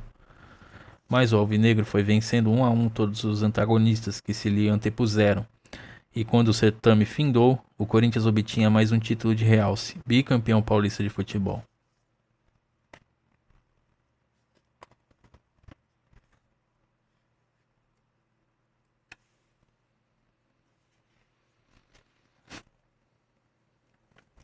Em 1951, ataque dos 103 gols, Cláudio, Luizinho, Baltazar, Carbone e Mário. 1954, campeão do quarto centenário de São Paulo, Gilmar, Rafael Goiano, Homero, Idário, Alan, Nonô, Roberto, Simão, Luizinho, Cláudio e o técnico Oswaldo Brandão. Ao lado, Cláudio, cobrando com perfeição, falta nas proximidades da área, marca sensacionalmente o segundo tento corintiano contra o Benfica. Corinthians 2, Benfica 1, Taça Rio de 1952, Pacaembu. Semeando corações. Os clubes de São Paulo, quase todos eles, davam a sua atenção especial aos jogos interestaduais. O Corinthians, todavia, sempre preferiu excursionar pelo interior do estado. Todo domingo, lá estava a sua delegação, na Luz ou na Sorocabana, a caminho pelas trilhas que os sonhadores de Esmeraldas haviam palmilhado outrora. E talvez proceda daí esse enorme, essa imensa, essa inigualada projeção que o Sport Clube Corinthians Paulista possui por São Paulo inteiro. Foi semeando corações o Corinthians, e hoje ele colhe corações por onde passa. Agora, 1924. Campeão de 1922, bicampeão em 1923, agora é 1924. Todas as forças lutariam contra ele. O Corinthians, a fim de evitar o tricampeonato. Olhou-se novamente no espelho da autocrítica. Admitiu que, com a luta que nunca lhe faltou, poderia combater todos os obstáculos. Criou-se um novo código disciplinar, a fim de coibir abusos, mas logo na terceira rodada, o Palestra, sempre ele, sendo derrotado pelo paulistano, não se conformou e dias após, 2 de seus craques eram suspensos. No confronto seguinte, o Palestra perdeu para o Ipiranga e, atribuindo o insucesso à falta dos 2 craques, o Palestra abandonou o campeonato. Pro capeta que lhe carregue, desgraça. Restaram 2 gigantes, Corinthians e Paulistano. Decisão. É desde aquela época, né? É quando ganha é Paulistão, quando perde é Paulistinha. Aqui pra vocês. Decisão. No primeiro turno, em plena casa do Corinthians, o paulistano vence por 1 a 0. Há quem vaticine então que os mosqueteiros perderiam o título. E vem o segundo turno, agora no Jardim América. Todas as vantagens para o paulistano, sendo de se salientar que ele, paulistano, já tinha passagens compradas para uma excursão à Europa e daria tudo, a vida se preciso fosse, para carregar em sua bagagem o cetro máximo do futebol bandeirante. Apoteose. E faltavam poucos minutos, talvez 10, para o apito final, quando um tiro fortíssimo, violento, selvagem, daquele meia esquerda maravilhoso que nasceu Altino Marcondes, o Tatu, mas que a fama endeusou como Tatu, um tiro formidável, desferido de fora da área, logrou iludir a vigilância do formidável Kuntz. Corinthians 1 a 0. Corinthians, tricampeão do estado de São Paulo. Foi uma apoteose o que se assistiu em campo o que se assistiu no campo do Jardim América. A multidão aloucada, delirante, tomou nos braços os heróis tríplices heróis da admirável jornada e carregou em triunfo pelas ruas da cidade. 8 títulos. Com o tricampeonato, uma nova fieira de glórias vinha se juntar às já conquistadas, entre as quais as advindas de conquistar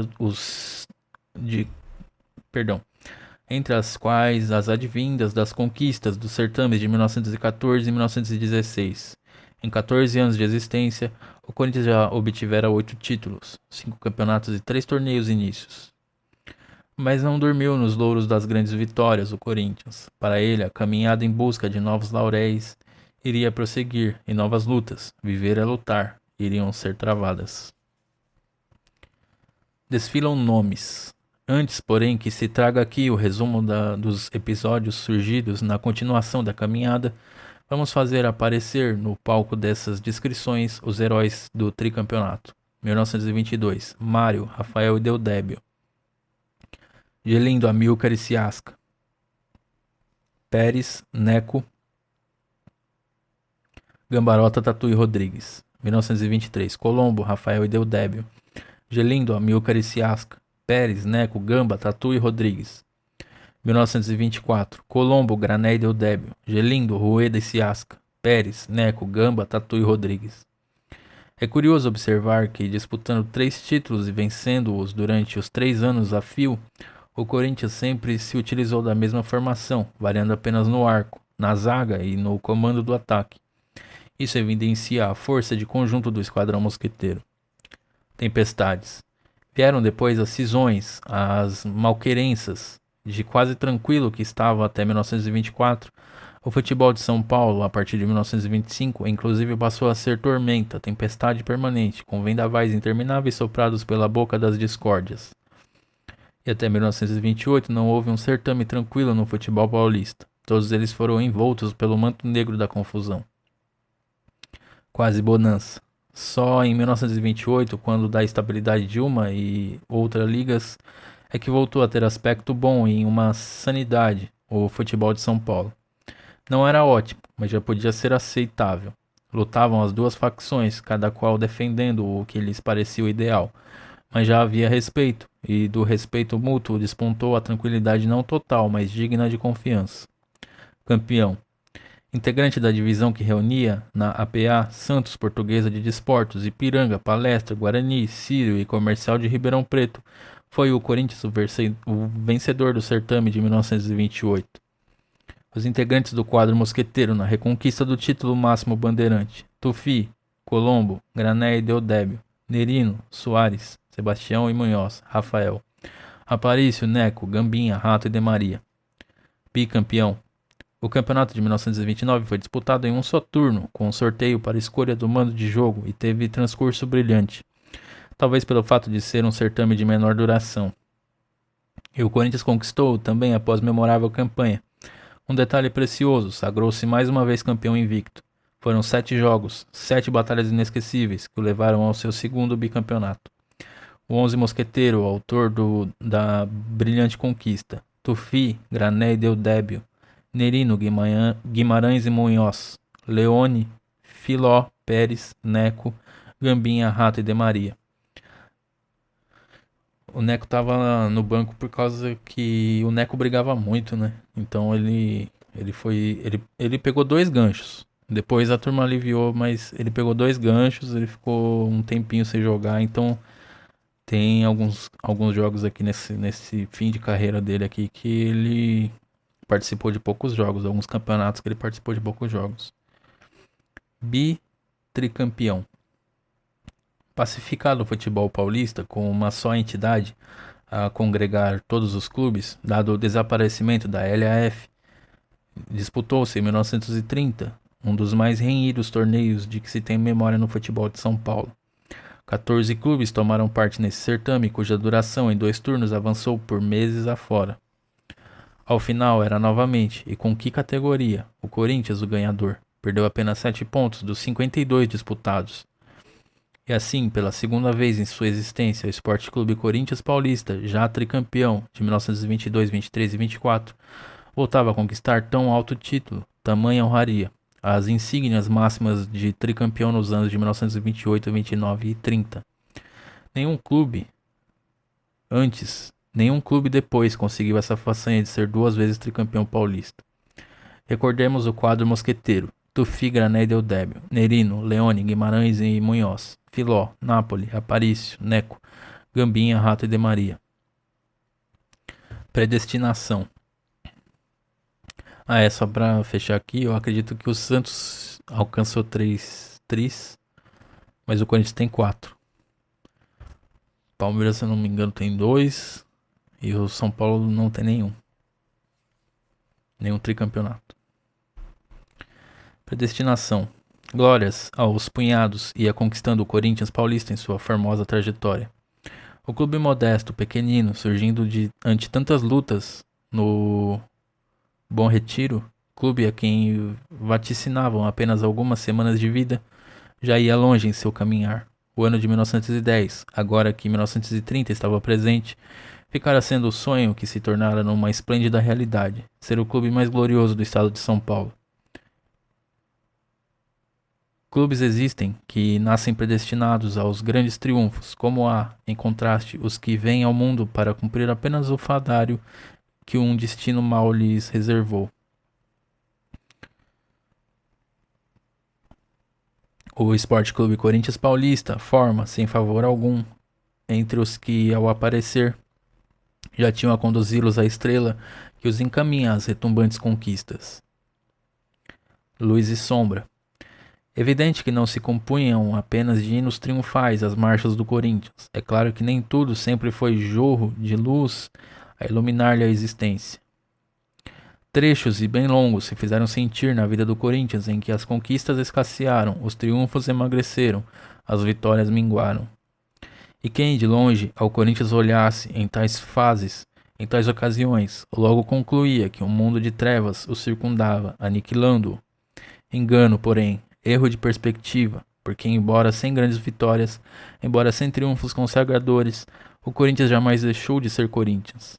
Sempre soube enfrentar as fases sombrias com o ardor dos que sabem lutar, entendendo que para os que lutam, as más fases se extinguem por completo, dando lugar a novos horizontes de conquistas. E o Corinthians não se abatia, não se apequenava, não se diminuía nessas épocas adversas, porque seus afeiçoados, seus mentores, sua gente, seu povo, continuavam todos a manter sagrado e inextinguível o fogaréu do entusiasmo e a chama inapagável da crença sem limites que compõe a principal característica de sua personalidade, o ardor imortal. Renome internacional. Durante o período do tricampeonato, houve um espaço de tempo, 1929 e 1930, em que o Corinthians, colocando em destaque o futebol paulista, brasileiro e sul-americano, derrotou equipes de alto valor no panorama mundial. Assim é que se impôs em batalhas memoráveis ao Bolonha da Itália por 6-1, ao Barracas 3-1, ao Huracan 4-2, ao Tucumã 7-2, todos três da Argentina. E venceu o famoso Hakoah dos Estados Unidos por 5-1, impondo aos norte-americanos, reforçados por jogadores de diversos países europeus, o maior revés em sua vistosa excursão à América Latina. O Boca também veio para cá em 1936 para levar ferro do Corinthians.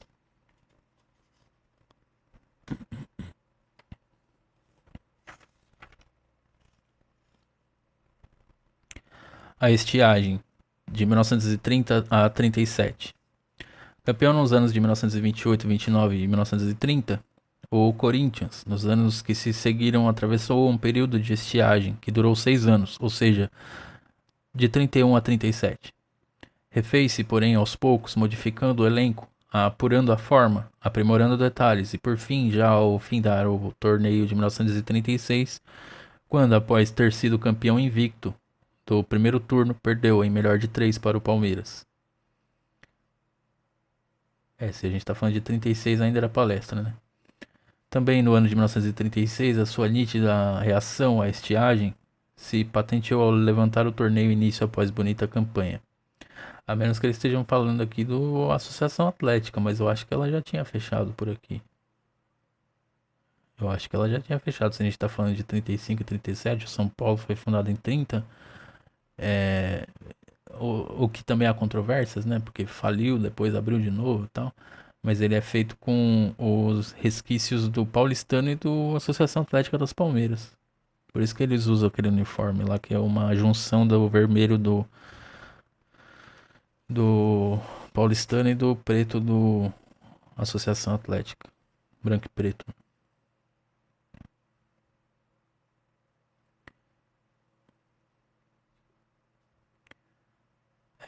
Se patenteou ao levantar o torneio início após bonita campanha. Também no ano de 1936, a sua nítida reação à estiagem se patenteou ao levantar o torneio início após bonita campanha, campeão da paz.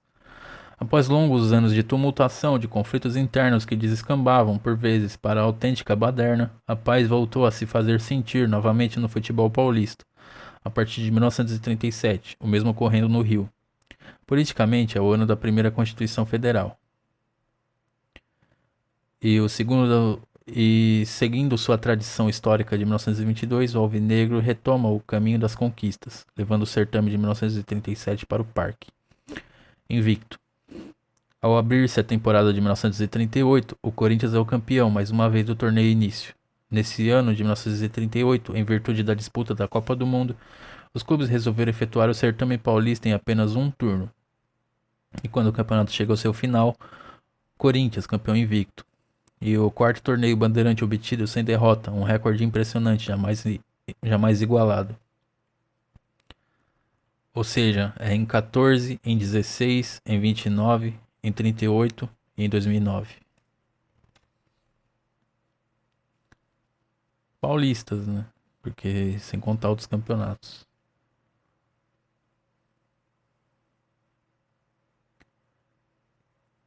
Tricampeão. Em 1939, novamente as forças erguem-se contra o mosqueteiro. Querem impedi-lo de mais um tricampeonato. Mas embalado com um deslanche que poucas vezes se viu, igual a uma equipe no futebol continental, o esquadrão corintiano, já bicampeão, partiu célere em busca de mais um tri. Foi uma campanha magnífica, aquela de 1939, e que se traduz através do fato de que, jogando 20 partidas, apenas em uma o Alvinegro foi vencido. São Paulo 1, São Paulo 2-1, né, pro São Paulo. Atingindo o topo com a diferença recorde até então de 6 pontos sobre o segundo colocado, que foi o Palestra. O novo tricampeonato valeu ao Corinthians o prestígio de ser o clube mais glorioso e mais popular do Brasil. Na ribalta. Aqui estão, à luz da ribalta, desfilando no palco das rememorações que compõem este histórico, os conjuntos campeões naqueles 3 anos de realces imortais. 1937, José I, José II, Jaú e Carlos, Deodébio. Deodébio em 38 ele era o técnico. Eu acho que ele foi técnico em 38 e 39. Mas se eu não me engano, em 38 ele jogou um jogo só. Ele era o técnico e jogou um jogo. Teve que jogar um jogo. Deodébio, Jango, Brandão e Munhoz. Filó, Lopes, Carlito, o Turco. Tem vídeo sobre ele aí no canal. Teleco, Daniel, Zusa e Brunelli, Tedesco. Tem sobre o Teleco também. Tem mais de um vídeo sobre o Teleco, inclusive. 1938, José I, Barqueta, Miro, Espinafre e Lourenço, Carlos, Jango, Munhoz, Brandão e Tião, Gasparini. Lopes, Sebastião, Servílio, Daniel, Teleco, Umbigo, Carlinhos, Carlito e Wilson, Carlinhos. Aqui eles já não estão contando o Deodébio, mas... Ah não, ele tá aqui, ó. Então acho que é isso mesmo. Ele não joga em 38, ele volta em 39 como técnico e ganha e joga um jogo como jogador. 1939, Barqueta, Joel, Jango e Carlos, Deodébio. Sebastião, Peliciari. Brandão e Munhoz, Mário e Tião. Lopes, Servílio, Teleco, Joane, Wilson e Carlinhos. Reascensão. Em 1940, o Corinthians descia para o quarto lugar, mas era a véspera apenas de um outro e áureo episódio de sua vida, a conquista do campeonato de 1941. Nova equipe sensacional. A equipe base: Ciro, Pio, Agostinho e Chico Preto. Dedão, Jango, Peliciari, Brandão e Dino. Lopes, Tite, Servílio, Teleco, Milani, Joane e Carlinhos.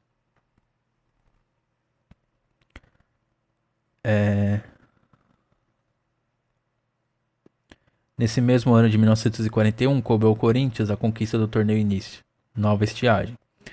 Passa o Corinthians por nova e mais prolongada estiagem. Isso em se tratando de campeonatos paulistas, pois obtém, antes de 1951, várias glórias, conquistando a Taça Cidade de São Paulo nos anos de 1942, a primeira disputada, em 1943, 1947 e 1948. Vence o torneio Quinela de Ouro em 1942, que pode ser considerado um autêntico Rio-São Paulo. Isso sem falarmos nas vitórias internacionais, de maneira que a estiagem acima referida é apenas e tão somente alusiva aos certames bandeirantes. Refulgências. Já em início de 1950, o Corinthians conquista de maneira sensacional o primeiro torneio Rio-São Paulo oficializado. Era um aviso. E novas refulgências voltam a lhe ornar os passos, porque conquista também o Campeonato Paulista em 1951, tornando-se bicampeão pela quarta vez em 1952. E um feito sem precedentes. Cifrões. O futebol no Brasil, e mais especificamente em São Paulo, ganha dia a dia popularidade. Os campos recebem mais público, as praças esportivas vivem dias de gala. E entre todos, um se destaca como apinhador de estádios. É o Sport Clube Corinthians Paulista. Torna-se ele, e tem sido até hoje, um autêntico campeão das cifras, quebrando recordes de público e de arrecadação pelos 4 cantos do estado. Nova primazia. Voltou o Corinthians em 1953 a conquistar o torneio Rio-São Paulo. E é o primeiro clube a obter pela segunda vez o tão ambicionado troféu. Outra vez, houve um início vacilante, a quase perda do título, mas no final, na soma dos pontos entre os mais diretos perseguidores do cetro, Corinthians e Vasco, os mosqueteiros chegaram à frente por um ponto, graças à derrota dos cruzamentos em Vila Belmiro diante do Santos no encerramento do torneio.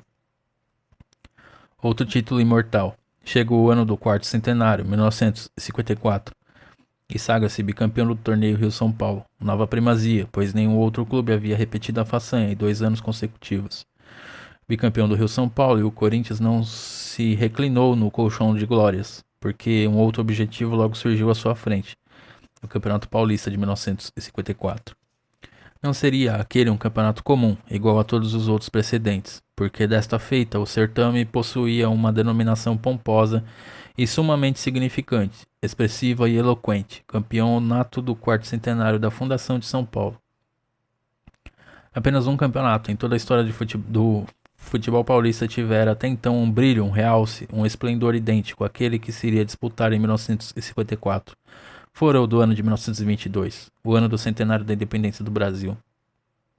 E o seu vencedor tivera o nome de Sport Clube Corinthians Paulista. Repetiria a façanha o mosqueteiro? Não, de maneira alguma, afirmava-se a 4 ventos. E por quê?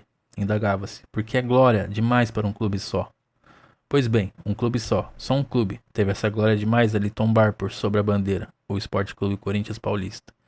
Não uma, não duas, mas 3 vezes, 3 centenários, 3 campeonatos paulistas especiais. É muito linda essa história, né? O feito grandioso de 1922 vinha se unir à apoteose empolgante de 1954 e 1988, né? E essas épocas, unidas pelo valor da mesma gente, pelo tecido do mesmo pavilhão, pelo destemor dos mesmos idealistas, pela bravura dos mesmos lutadores, pela religião dos mesmos crentes, essas épocas juntadas no mesmo abraço compuseram a legenda imortal, campeão dos centenários. Outros feitos. Não se quis aqui interromper os feitos regionais para a descrição de uma das grandes epopeias do Corinthians, na defesa do prestígio do futebol paulista nacional. Isso ocorreu em 1953, em Caracas, quando, batendo-se no torneio cognominado Pequena Taça do Mundo, contra a seleção local, mas a Roma da Itália e o Barcelona da Espanha, o alvinegro, nos 2 turnos, não conheceu ao menos um empate. Sim, porque derrotou os 3 adversários nas 2 fases da competição, sagrando-se campeão invicto. Ao retorno, em Congonhas, há uma das maiores recepções que uma embaixada futebolística já recebeu em todo o mundo, em todas as épocas. A Taça Cidade de São Paulo fica de posse definitiva do alvinegro. E na segunda série registra nova vitória. Obtém a seguir vários torneios. Inigualável. Mas algo de sensacional ocorreu em 1952 e 1954. O Corinthians, que excursionara a Europa, volta glorificado. Depois de perder o primeiro cotejo na Turquia, vence os 15 restantes em vários cantos da Europa. Ele empatou também. Prossegue a sua série em São Paulo em 2 torneios e depois na Taça de Caracas. Finalmente, em início de 1954, vai à América Central e depois de 4 pelejas invictas, cai diante do Milionários por 1-0. Somando-se tudo a um recorde brasileiro, talvez mundial, 32 jogos internacionais consecutivos sem derrota. 8ª vez. Dito isso, voltemos à ordem cronológica dos acontecimentos. Em 1955, o Sport Clube Corinthians Paulista logra vencer mais um torneio início.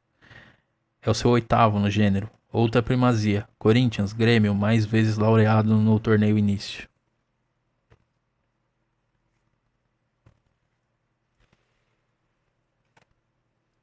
Epílogo. Seria fácil prosseguir a história do Corinthians nesses últimos 10 anos, embora não tenha conquistado nenhum campeonato paulista, nem obtido consagração no Rio São Paulo. O Corinthians continuou sua caminhada de glórias em São Paulo, pelo Brasil e através do mundo inteiro.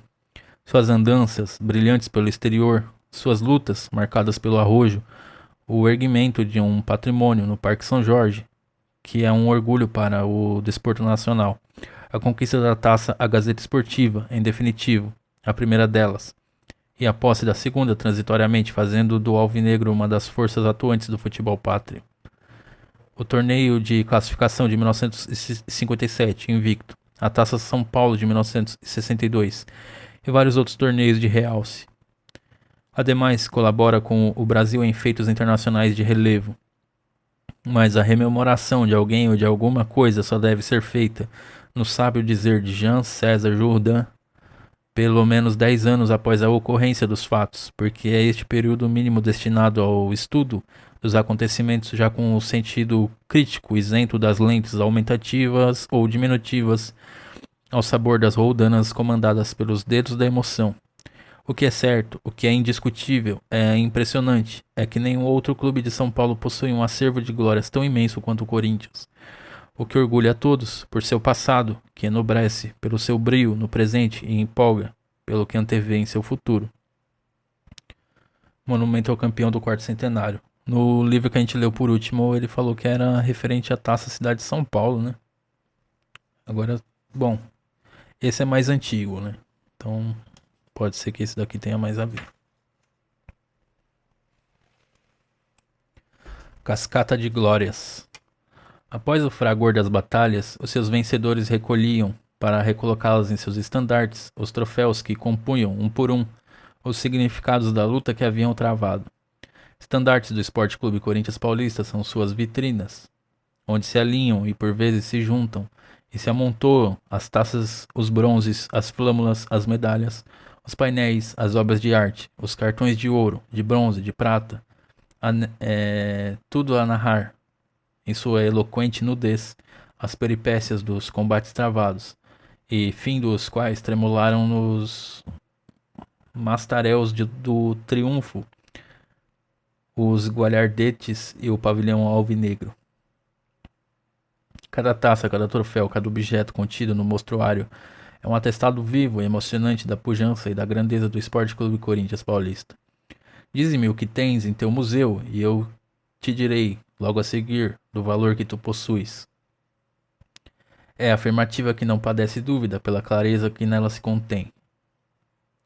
Pois o Sport Clube Corinthians Paulista, inserido no inquirido que ele o fosse a dizer o que julga de seu museu, e se passasse, como passaria, sem vacilação, a palavra ao Brasil, dele ouviria esta opinião. Pelo que me foi dado constatar em seu mostruário, tu és, Sport Clube Corinthians Paulista, o grêmio mais glorioso dentre quais existem no território nacional. De fato, ali estão, para comprovar essa conclusão, o ouro, a prata, o bronze, a glória sem par, em acúmulo de tempo e em pertinácia e constância na conquista de lauréis. Ali estão as refulgências inigualáveis das insígnias que constituem o maior e mais valioso patrimônio honorífico que almejar se possa. São cascatas de triunfos em feitio de troféus que ali tombam sem cessar, e as cintilâncias das vitrinas repletas de taças, bronzes, medalhas, painéis, cartões, de todas as espécies, enfim, de maravilhosos atestados de conquistas, esse fulgor, esse faiscar, esses admiráveis rebrilhos já ultrapassaram e de há muito tempo às fronteiras de nossa pátria, para irem luzir, entre exclamações de justificada reverência, em outras terras, em outros países, em outras distantes plagas. Causa funda impressão, mesmo aos menos sensíveis, uma visita às relíquias existentes na sede do Sport Clube Corinthians Paulista, onde cada objeto é motivo de uma evocação, cada evocação relembra um feito, cada feito demonstra a galhardia da gente corintiana, de todas as épocas, de todos os tempos, de todas as fases e de todas as ocasiões. E quando se deixa o salão em que se arquivam essas peças descritivas de um roteiro magistral e de um tão grande valor extrínseco e intrínseco, o que se traz engastado no pensamento é a convicção inabalável de que o Sport Clube Corinthians Paulista cumpriu sempre e cumprirá pelos tempos afora o indeclinável destino que Deus lhe deu, ser grande.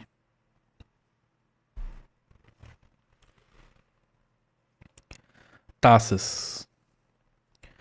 Não há por certo no mundo outro clube que tamanha variedade de troféus como o Sport Clube Corinthians Paulista. Alinhados em sala especial no Parque São Jorge, podem ser vistas as taças, os troféus, os cartões, as medalhas conquistadas pela falange alvinegra em futebol amador e profissional, em bola ao cesto, em voleibol, em pedestrianismo, em remo, atletismo, em bochas, em natação, em ciclismo, em ginástica, em tênis de mesa, em pugilismo, em malha, em xadrez, em judô, em hóquei, em peteca, em tamborel, em polo aquático e até mesmo em concurso de beleza, a mais bela esportista. E em civismo, qual o clube que em seu acervo de glórias poderá manter essa variedade de lauréis desportivos? Por isso já se disse na abertura deste álbum que o Museu Corintiano é um dos mais ricos de todo o mundo e inegavelmente o mais completo do país. A primeira. O primeiro galardão mosqueteiro não foi produto de uma competição futebolística. Isso aconteceu em 1912, no dia 29 de dezembro, em uma prova de pedestrianismo. O nome do troféu, Unione Viaggiatori Italiani. Foi essa taça a primeira conquistada pelo Corinthians. Ela iniciou o acervo de glórias, por certo, espantada. Hoje vê ao seu redor milhares que vieram juntar-se a ela. Primeira taça Unione Viaggiatori Italiani.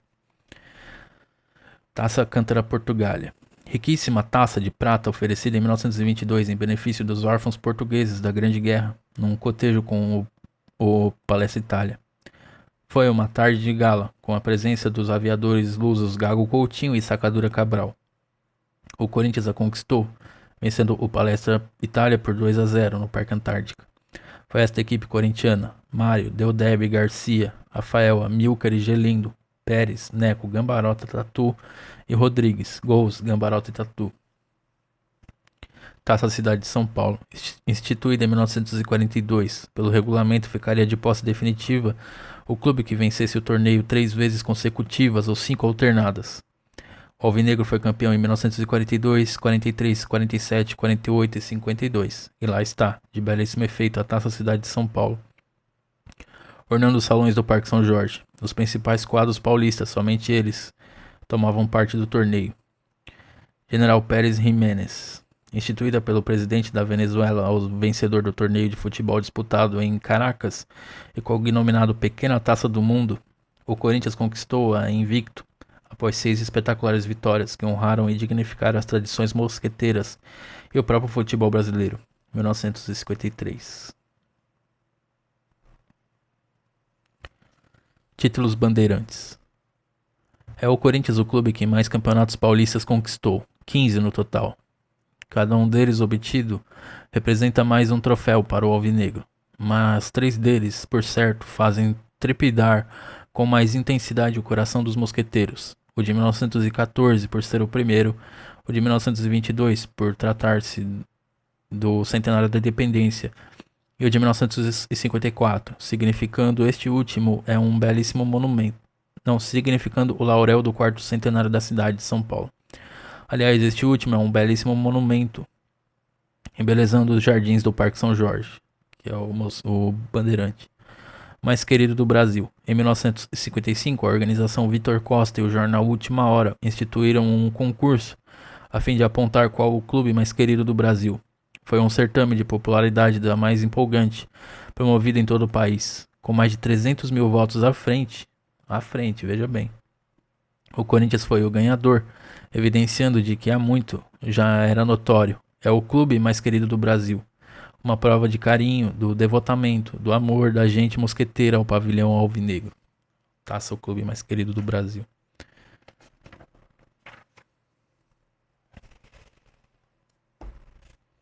Taça Baylor.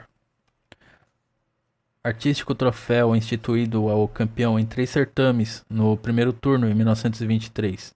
E o Corinthians, sagrando-se vencedor da primeira parte dos certames de 1923, 24 e 28, levou para sua sede a Taça Baylor. Tricampeão. Em 1926, o prefeito de São Paulo, Sr. J. Pires do Rio, instituía um troféu a ser entregue ao clube campeão bandeirante em 3 certames consecutivos. O Corinthians, tricampeão de 1928, 29 e 30, obteve mais uma taça de inegável valor. Rio-São Paulo. Como vencedor 3 vezes do torneio Rio-São Paulo, em 1950, 53 e 54, o Corinthians mantém em sua sala de troféus, guardadas com especial carinho, as taças alusivas a esses torneios. Frise-se que em 1950 foi disputado o primeiro certame entre os 2 maiores centros futebolísticos do Brasil. Quinela de Ouro. Em 1942, campeões e vice-campeões de São Paulo e do Rio, e mais o terceiro colocado paulista disputaram um torneio cognominado Quinela de Ouro. Sensacionalmente, o clube do Parque São Jorge foi o vencedor, e lá está a taça clássica ao feito. Taça dos Invictos. Instituída pela Gazeta Esportiva ao clube que mais jogos invictos estabelecesse em cotejos oficiais de Campeonato Paulista de Futebol de forma sensacional, em 1956 e 57, o Corinthians realizou 2 séries consecutivas, ficando de posse definitiva do troféu. Novamente, o conceituado órgão da imprensa sul-americana organiza a disputa. É o segundo troféu, e o Corinthians, com 33 partidas invictas, é o seu detentor, embora ainda de caráter transitório. Não, pô, ficou com ele. Taça dos Invictos. Bolas. No arquivo mosqueteiro constam bolas de jornadas históricas. Ali, destacadamente, vamos encontrar as dos campeonatos de 1922 e 1954, relativas às pelejas que decidiram o título, e há também a do jogo com o Barracas, em 1929, quando o Corinthians, vencedor por 3-1, marcou seu primeiro sucesso de âmbito internacional. Aqui o centenário de 1922, Charles Miller de 1955, essa aqui foi uma taça internacional. A Charles Miller não era assim, mas em 1955 ela foi feita com times internacionais e a gente ganhou. E a Taça dos Invictos. Civismo. Os paulistanos recordam-se das enchentes provocadas por violentas chuvas em 1965 na capital, pois o Corinthians, sentindo a necessidade de acudir os irmãos paulistas, colocou à disposição das autoridades todos os seus barcos do departamento de remo. E como prova de gratidão ao gesto espontâneo do alvinegro, a força pública entregou ao Corinthians um troféu com a incrustação que o mosqueteiro sempre soube honrar: civismo. Impossível. Seria impossível relatarmos aqui todos os troféus e taças, cartões e medalhas, alegorias e artes constantes do Museu Corintiano, porque inúmeros, incontáveis. Os que descrevemos, porém, são aqueles que mais destaque merecem, no âmbito futebolístico, especialmente. Mas em todas as demais modalidades esportivas, há lauréis frutos de retumbantes conquistas que merecem ser vistos, e você, corintiano, precisa visitá-los. O Parque São Jorge, a cidade Corinthians, o abrigará acolhedoramente. Campeão paulista de 1928, 29 e 30. Como campeão da Taça Cidade de São Paulo em 1942, 43, 47, 48 e 52, o Corinthians a detém em definitivo. É o único clube a possuir tal galardão. E a de campeão paulista de 1937, 38 e 39. Presidentes: Miguel Batalha, Alexandre Magnani, Ricardo de Oliveira, João Batista Maurício, João Martins de Oliveira, Capitão João de Carvalho, Albino Teixeira Pinheiro, Guido Giacominelli, que também foi técnico enquanto era presidente, Aristides Macedo Filho, 10. Ernesto Cassano, 11. Dr. José Tipaldi, 12. Felipe Colonna, 13. Alfredo Schurig, 14. José Martins Costa Júnior, 15. Manuel Correcher, 16. Mário Henrique de Almeida. É esse que é o interventor? Não vou lembrar agora, mas tem um que é interventor, que foi derrubar o Correcher e veio ele. O Correcher era espanhol, daí por isso aproveitaram-se da guerra para plantar ali uma baguncinha ali no Corinthians. 17. Pedro de Souza. 18. Manuel Domingues Correia. 19. Alfredo Inácio Trindade. 20. Lourenço Flor Júnior. 21. Vicente Mateus. 22. Dr. Vadielu. Presidente de honra, Dr. Alcântara Machado. Você vê, né, como que diploma não quer dizer merda nenhuma, né? O único doutor aqui que a gente viu era bem amigo dos torturadores do regime, da ditadura militar. Ditadura civil-militar, né? Esse daí representava o lado civil, né? Diretoria atual. Era em 1965, então isso aqui já foi. Mas o presidente da época aqui voltou a ser ele, né? Ou não, ele era o 22º, né? O presidente de honra.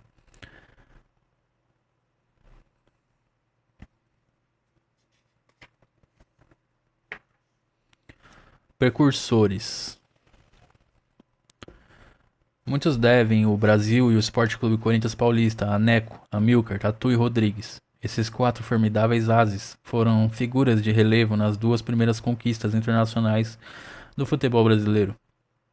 Neco e Amilcar no Sul-Americano de 1919, o primeiro vencido pelo Brasil. Ambos, mas Tatu e Rodrigues no Sul-Americano de 1922, com marcantes atuações na defesa do nome esportivo nacional. Portanto, não se poderá jamais escrever a história do futebol brasileiro sem as homenagens e o reconhecimento a esses bravos. O Sport Clube Corinthians Paulista, celeiro inesgotável de craques, teve em Neco, Amilcar, Tatu e Rodrigues os 4 primeiros valores a realçar o pavilhão alvinegro, precursores que foram das imorredouras glórias corintianas. A eles a eterna gratidão do Corinthians e do Brasil. Neco, Amilcar, Tatu e Rodrigues. Cobala esses 4 aqui, hein? Lembrando que eles foram os primeiros a ser convocados para o Sul-Americano, né? O Brandão e o Lopes foram os primeiros a ir para a Copa do Mundo.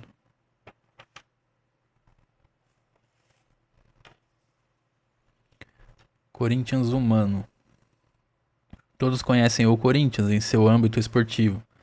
Ninguém desconhece sua força, seu poderio, não apenas no futebol profissional, como de resto em todos os esportes amadores, onde pontificam autênticos astros em cada modalidade, coletando glórias para o alvinegro.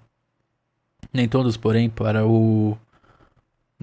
sabem da grandiosidade patrimonial que se encerra na cidade de Corinthians, e muito menos aquilo de que a assistência social é realizada pela competente, que é de assistência social é realizado pelo competente departamento alvinegro. Assistência. Atualmente, o Corinthians assiste cerca de 50 famílias pobres em colaboração com a Caritas Brasileira, dando-lhes mantimentos, vestuários, assistência médica, educação escolar e etc. É um serviço perfeito, que não visa outro sentido, outra finalidade que não a de auxiliar o próximo na luta diária do bem comum social. Mantém o Corinthians no Parque São Jorge uma escola primária para crianças pobres, gratuita, com todo o conforto, higiene e assistência. Uma professora especialmente contratada ministra os primeiros ensinamentos a essas criaturas, que provavelmente não fora isso, permaneceram na cegueira do analfabetismo. A essas crianças, o Corinthians inclusive fornece merenda escolar e dá assistência médica periódica numa organização modelar. Como já se tornou tradicional, o Corinthians promove anualmente a sua festa campanha de Natal da Criança Pobre, quando são atendidas cerca de 10 mil crianças e milhares de famílias necessitadas. Tem contato o Corinthians para essa campanha de assistência social com o pleno apoio do comércio e da indústria, auxiliando o departamento corintiano na missão de proporcionar festas mais felizes aos que não teriam recursos para tê-las. A campanha conta com a direção de Dona Iracema Oliveira Buzo e do Departamento Social do Corinthians. Festas.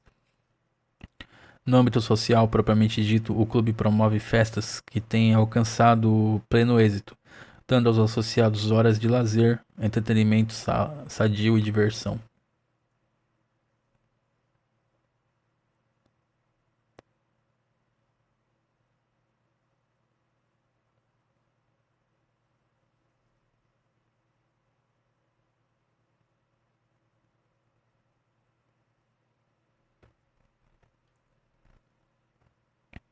Curtiu, fiel? Se inscreve, ativa o sininho, comenta, compartilha com quem você acha que vai curtir o assunto. Tô sempre trazendo aqui um capítulo novo da história do nosso amado Coringão. Esse aqui foi longo, então curte aí pra gente poder ter um retorno, né? Porque eu preciso desse retorno de vocês, assim, pô, tá legal, não tá? Curte ou não curte, sei lá, descurte, mas dá esse retorno pra gente saber mais ou menos como que tá aí, se a recepção tá boa. Todo mundo precisa melhorar em alguns pontos, eu também. Mas assim, é o que a gente pode fazer no momento. E é o que eu estou fazendo para trazer a história do Corinthians para todo mundo. Então, se possível, pessoal, curte aí, comenta, compartilha com quem você acha que vai gostar do assunto para a gente poder ter mais pessoas inteiradas sobre esse assunto. Mais uma vez, muito obrigado por estar aqui prestigiando o canal. É nóis e vai Corinthians!